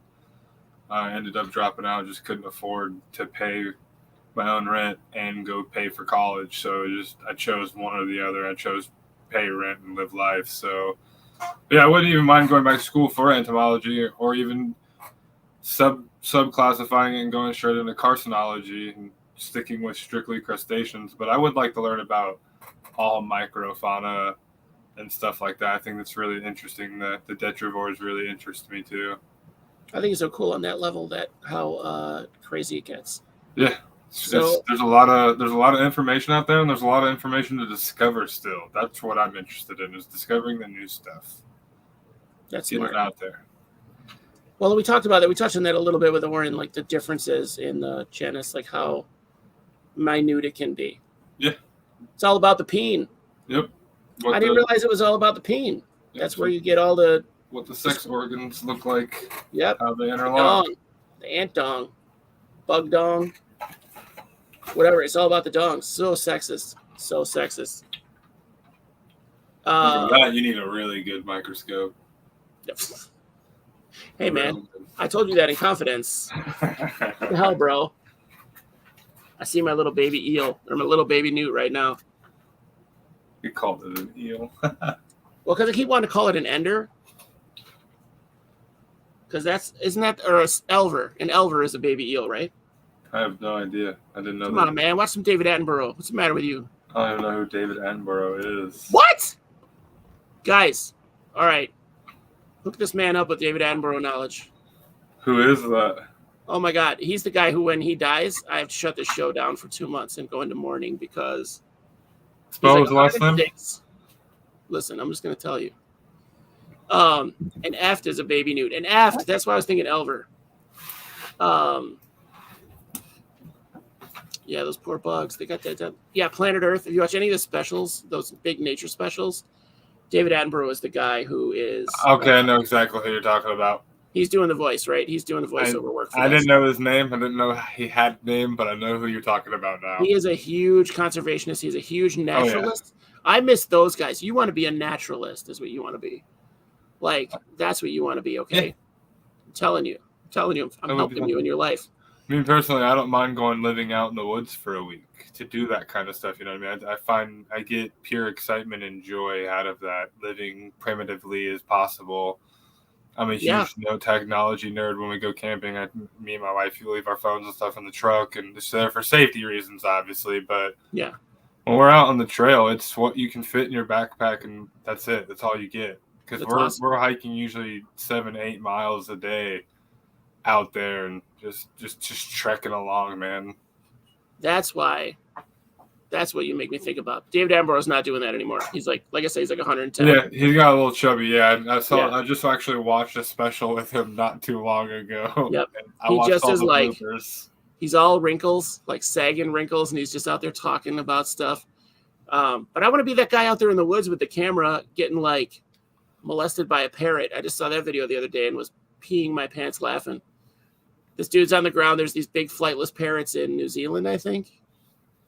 They're pretty endangered. They're basically like the new dodo. The kiwi birds. It's not a kiwi. It's this it's this weird derpy parrot. It's about the size of a penguin. It's green though, right? Yeah. And that was the one I was just. I watched the bloopers for that. He was cracking me up. Yes, that's not David Attenborough, but okay. That dude was getting straight molested by that parrot, and it's got to be the best thing I've ever seen. I could watch that endlessly on the loop for the rest of my life and never not laugh at it. All right, we did 2 hours. I think that's good. Yeah, that's a good one. Folks, thank you for sticking around. I love that you guys are here for the conversation, and we really need to get those things going again, the rooms. Yes, we need to start doing our Friday night rooms, or maybe I'll do those when I'm doing builds. Yeah, you should. We should. Especially get some mouth from my head or something. Like, I don't want to do the straight up build videos like everybody else does. What do you guys think? You guys that are here right now, you want more content just in general, but like I have a lot of build ideas coming up, little builds. Would you like to be in a live like Facebook room chat? Like we used to do these room chats where we would get together and just come in and out as we wanted to and just BS, like verbally instead of in text. You don't have to have your camera on. Come on, there's 7 of you. Are you down for that? I mean, yeah, I remember at one point we had like 4 or 5 people in there every Friday night with us. At least. And then somebody'd start politics, somebody get mad, somebody leave. Grady'd piss off the room, call us all snowflakes. Oh, man. All right. Is it cool to do a video or a build with me or to watch a video on it? I'd like to do the builds with you, but if you ever wanted to, I think that's a great idea you could expand into is doing just obviously setting up a still motion and recording yourself building, and then you edit it and cut it and speed it up and whatnot. But those are like the standards. Those are the ones that people are doing now. Yeah, little TikTok ones. Yeah. That's what the people crave, though. That's what they crave. That's what they want. They want to see that beginning to end product finish within a 2-minute video. You know what I mean? Mm-hmm. They don't. That's just what the people like. They're lazy. People are lazy. And that's cool. I think this would be something that wouldn't be recorded. It would just be the live. The live would be really fun. Just in Facebook, unrecorded. Like if you miss it, you miss it. It's over. It's like watching TV in the 80s. Yep. It's the inside joke stuff. You got to be there. Got to be there. Oh, Vika Bubbles can't? Vika Bubbles. Yeah, it is a cool community of people to shoot the shit with. Yeah, that's all we did. That's what we did every Friday night. We were just shooting the shit. And we did a lot of times. We'd start at like 2 nights a week.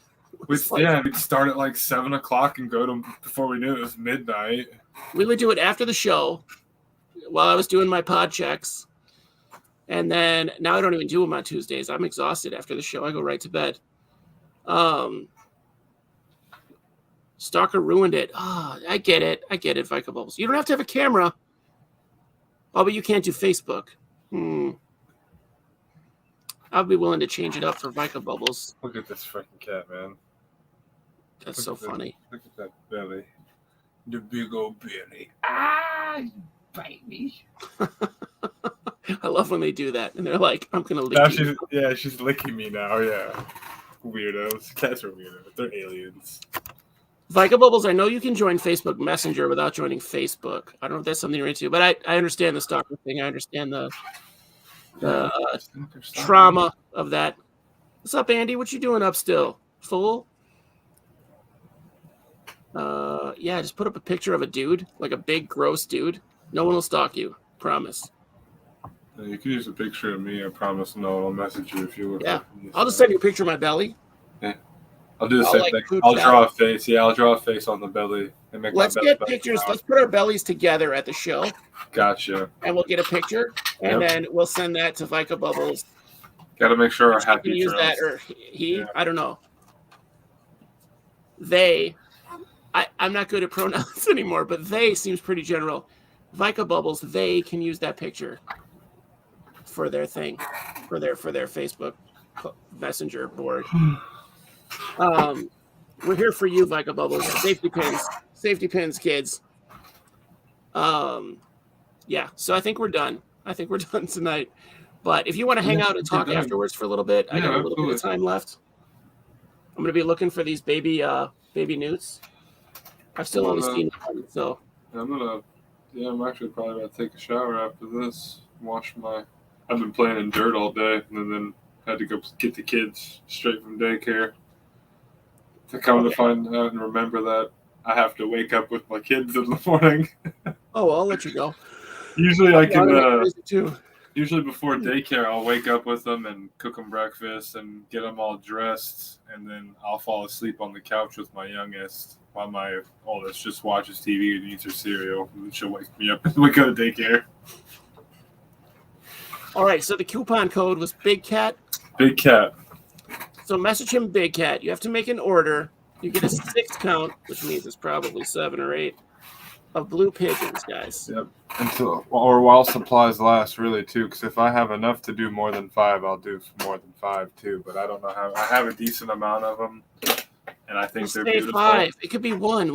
They're not going to count. They're not going to be like get together and be like, "Did you get yours?" Right. Oh, come on the show again, Kyle. You and Johannes make a great team.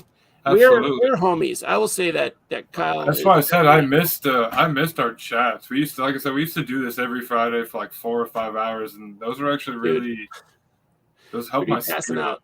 Yeah. We need to do them again. So we're gonna do those again. We're gonna do builds. I have builds going on right now that I can get people in on. So good. And then I can do the same thing if you ever need to. Unboxings or me setting up new isopod. I could always take people over how to set up an isopod container, how I do it too, stuff like that. Whatever, man.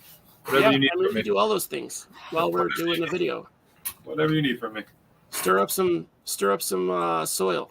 Show them how to use that arm instead of the. Man, I tell you what, I did. I mixed all of it I have a concrete mixer. Don't get me wrong, but it gets a little burnt out. The soil's heavy when you're down 6 feet deep and it's stirring it. So yeah, I had to do it a lot by hand.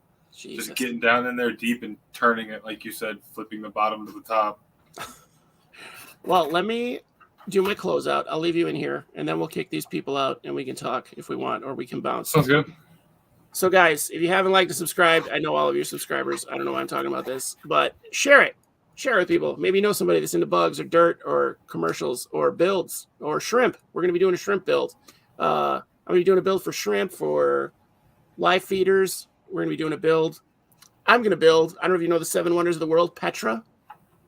Are you familiar with Petra, the city that was carved out of stone in the side of the mountain? Google it. Petra, stone city. It's in the Arab lands. Arabia. I don't know. Arabia is not a thing anymore. Saudi Arabia, maybe. But they literally carved, these ancient people in like the 1st century carved these massive structures that were like, they carved a city out of the side of the mountain. It's in Jordan, by the way.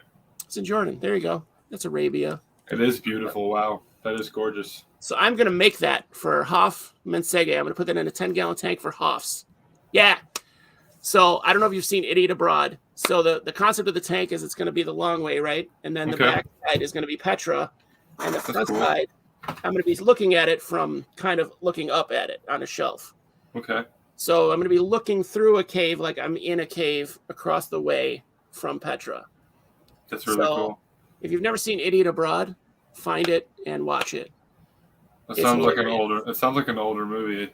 It's a show. It's a An older. series. Okay, So it's a series. Ricky Gervais sends his friend around the world to see the Seven Wonders because the dude hates to travel. He complains about everything. He's kind of simple. No, he's very, very simple. But his premise was, is it better to live in Petra, inside Petra, and you look out and you see all these weird caves and people living in caves? Or is it better to live in the cave and you wake up every morning and get to see Petra? You get to have that as your view. Like, that was his concept. That was his premise. But anyway, this cave is based on that premise. So there's going to be Hoffs in there. There's going to be built. I'm going to work with Cheyenne, actually, who left, but built stacks of fake stone. And we'll see if I want to see their different behaviors in there. If they go up on the different levels, if they go into other nooks and crannies. I want to see where they put their territories because the females pick out territories. Okay. Carl Pilkington. Jedi knows what I'm talking about. I think we just became brothers, Jedi. So you better jump into these conversations that we're having. Next Tuesday, I don't think we have a show. The girl who was going to be our guest is like not on Facebook anymore. And her Facebook picture now is like, she's just sad, laying on a bed. It's like a really sad, depressing face. And she's laying on a pillow with a selfie. It's like the saddest thing I've ever seen. So I don't know if she took out her Facebook or if she blocked me. I don't know. You wouldn't be able to see any picture if they blocked you, at least. It'd be like that gray original Facebook icon if they blocked you. Okay, so that one you can't see their profile. If you click usually if they block you, you can't even search for them. Like they won't pop up in your search bar at all. When I click on that picture, it says something went wrong. So I think she may have taken down her. Might have taken down her page. It's Jennifer Maya. Jennifer Maya. She does fat tail geckos and some other kind of geckos. Just some beautiful stuff. I was really excited to have her on, but oh well. Yeah, but Jedi, you're there every week on Tuesday. Tuesdays aren't great for you. I feel even better that you're here.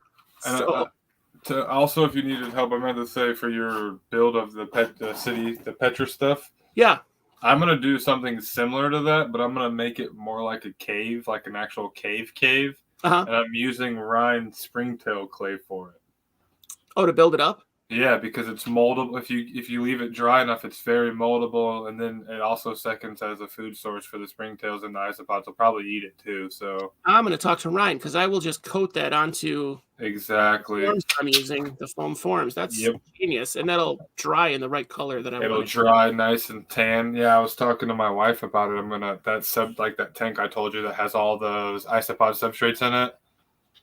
That makes it my paint. I bet I could use apple barrel paint to dye it any color I want to. Probably. You also, I've heard this might be weird or whack, but if you use the clay, you can use just natural colors from berries and stuff too. Okay, that works. If you need like a black tinge to it, use a blueberry or a blackberry or something. It's a natural dye. I think the clay is about the right color that I want anyway. But yeah, it dries a real red. Let me see. Let's see. I was going to do experiments with his clay anyway. So anyway, yeah, we're going to be doing builds. I'll do it next Tuesday if we don't have a guest. Oh yeah, that's about the right color. I would want to touch it up a little bit. Yeah, I think you could do some good stuff with it. But yeah, I had that epiphany the other night. I'm like, wow, I'm going to get this clay, make caves and stuff, and then get chia seeds and stick chia seeds to the outside. So I'm gonna make like a little Hobbit style. I'm gonna tell you now, the chia seeds only last like 2 weeks, and then the thing dies. Well, then the isopods will eat it. Yeah, that's true. You can just replant it. Replant it. Yeah, I didn't know that. I thought they came back. That's really poopy. They just die off. No, they just kind of die out. They might like sprout and seed again. I've never had that happen, but I've put them in my enclosures because I thought it was really cool. I got like a 2-pound bag of chia seeds. Okay, well maybe I'll have to come up with some different type of moss or something. But yeah, I'm gonna build a Hobbit style house out of the clay, and then I want to incorporate alive plants on the outside, make it look like nature's taking it back over type deal. That's awesome. I really like that. Okay, Jedi says that chia can get big, so maybe use the chia. All right. Well, hey guys, thanks for coming. Like I said, next Tuesday, I don't think we have a show, so we're going to be taking a week off unless I hear different. So far, I don't even know how to reach out to her because I know she changed her page and has a business page, but I don't know what it is. Look. So if anybody knows Jennifer Maya, let me know. I would love to talk to her. She has some amazing reptiles. And we haven't talked about reptiles in a long time. So peace out. I only got the bearded dragons. Yeah, and they're just the regular ones. Mm-mm. So Not regular. No, what? I got a Charizard's a trans hypo citrus tiger. I got Garchomp. She is a blue bar tiger, and then I got Shiny Gyarados, and she's a red Dunner. Shiny Gyarados. There's a lot of. I understand the Pokemon terms better than what you just said they were. Yeah, but yeah, I have all. I guess my Garchomp is my most basic normal. She's just a citrus tiger, but her bars are so blue, they're beautiful. Awesome. All right, well, hey, maybe we'll talk about bearded dragons. I've been wanting to do that. I got a lot of info on those suckers. Been keeping I could get you and Josh Kane. Yeah, we got to talk about this. Yeah. All right, guys. Cool stuff coming up. Peace out. Shop Isopods Anonymous. Okay, look them up at bigdonkadonk@gmail.com. I want to see the replies. I'm gonna go make a Gmail with that now, just in case people actually message it. I don't message that. I don't want anyone to get the wrong guy and have him be a stalker, weirdo. Whoever that has that email is a real freak. Okay, just right now, right? No matter what, that person's a freak. So, Big Cat 710. Yep, Big Cat 710. BigCat710@gmail.com. Cat with a K. With a K. Yep. And that's your coupon code. Easy to remember. All right, guys. Thanks for coming. Good luck on those blue pins.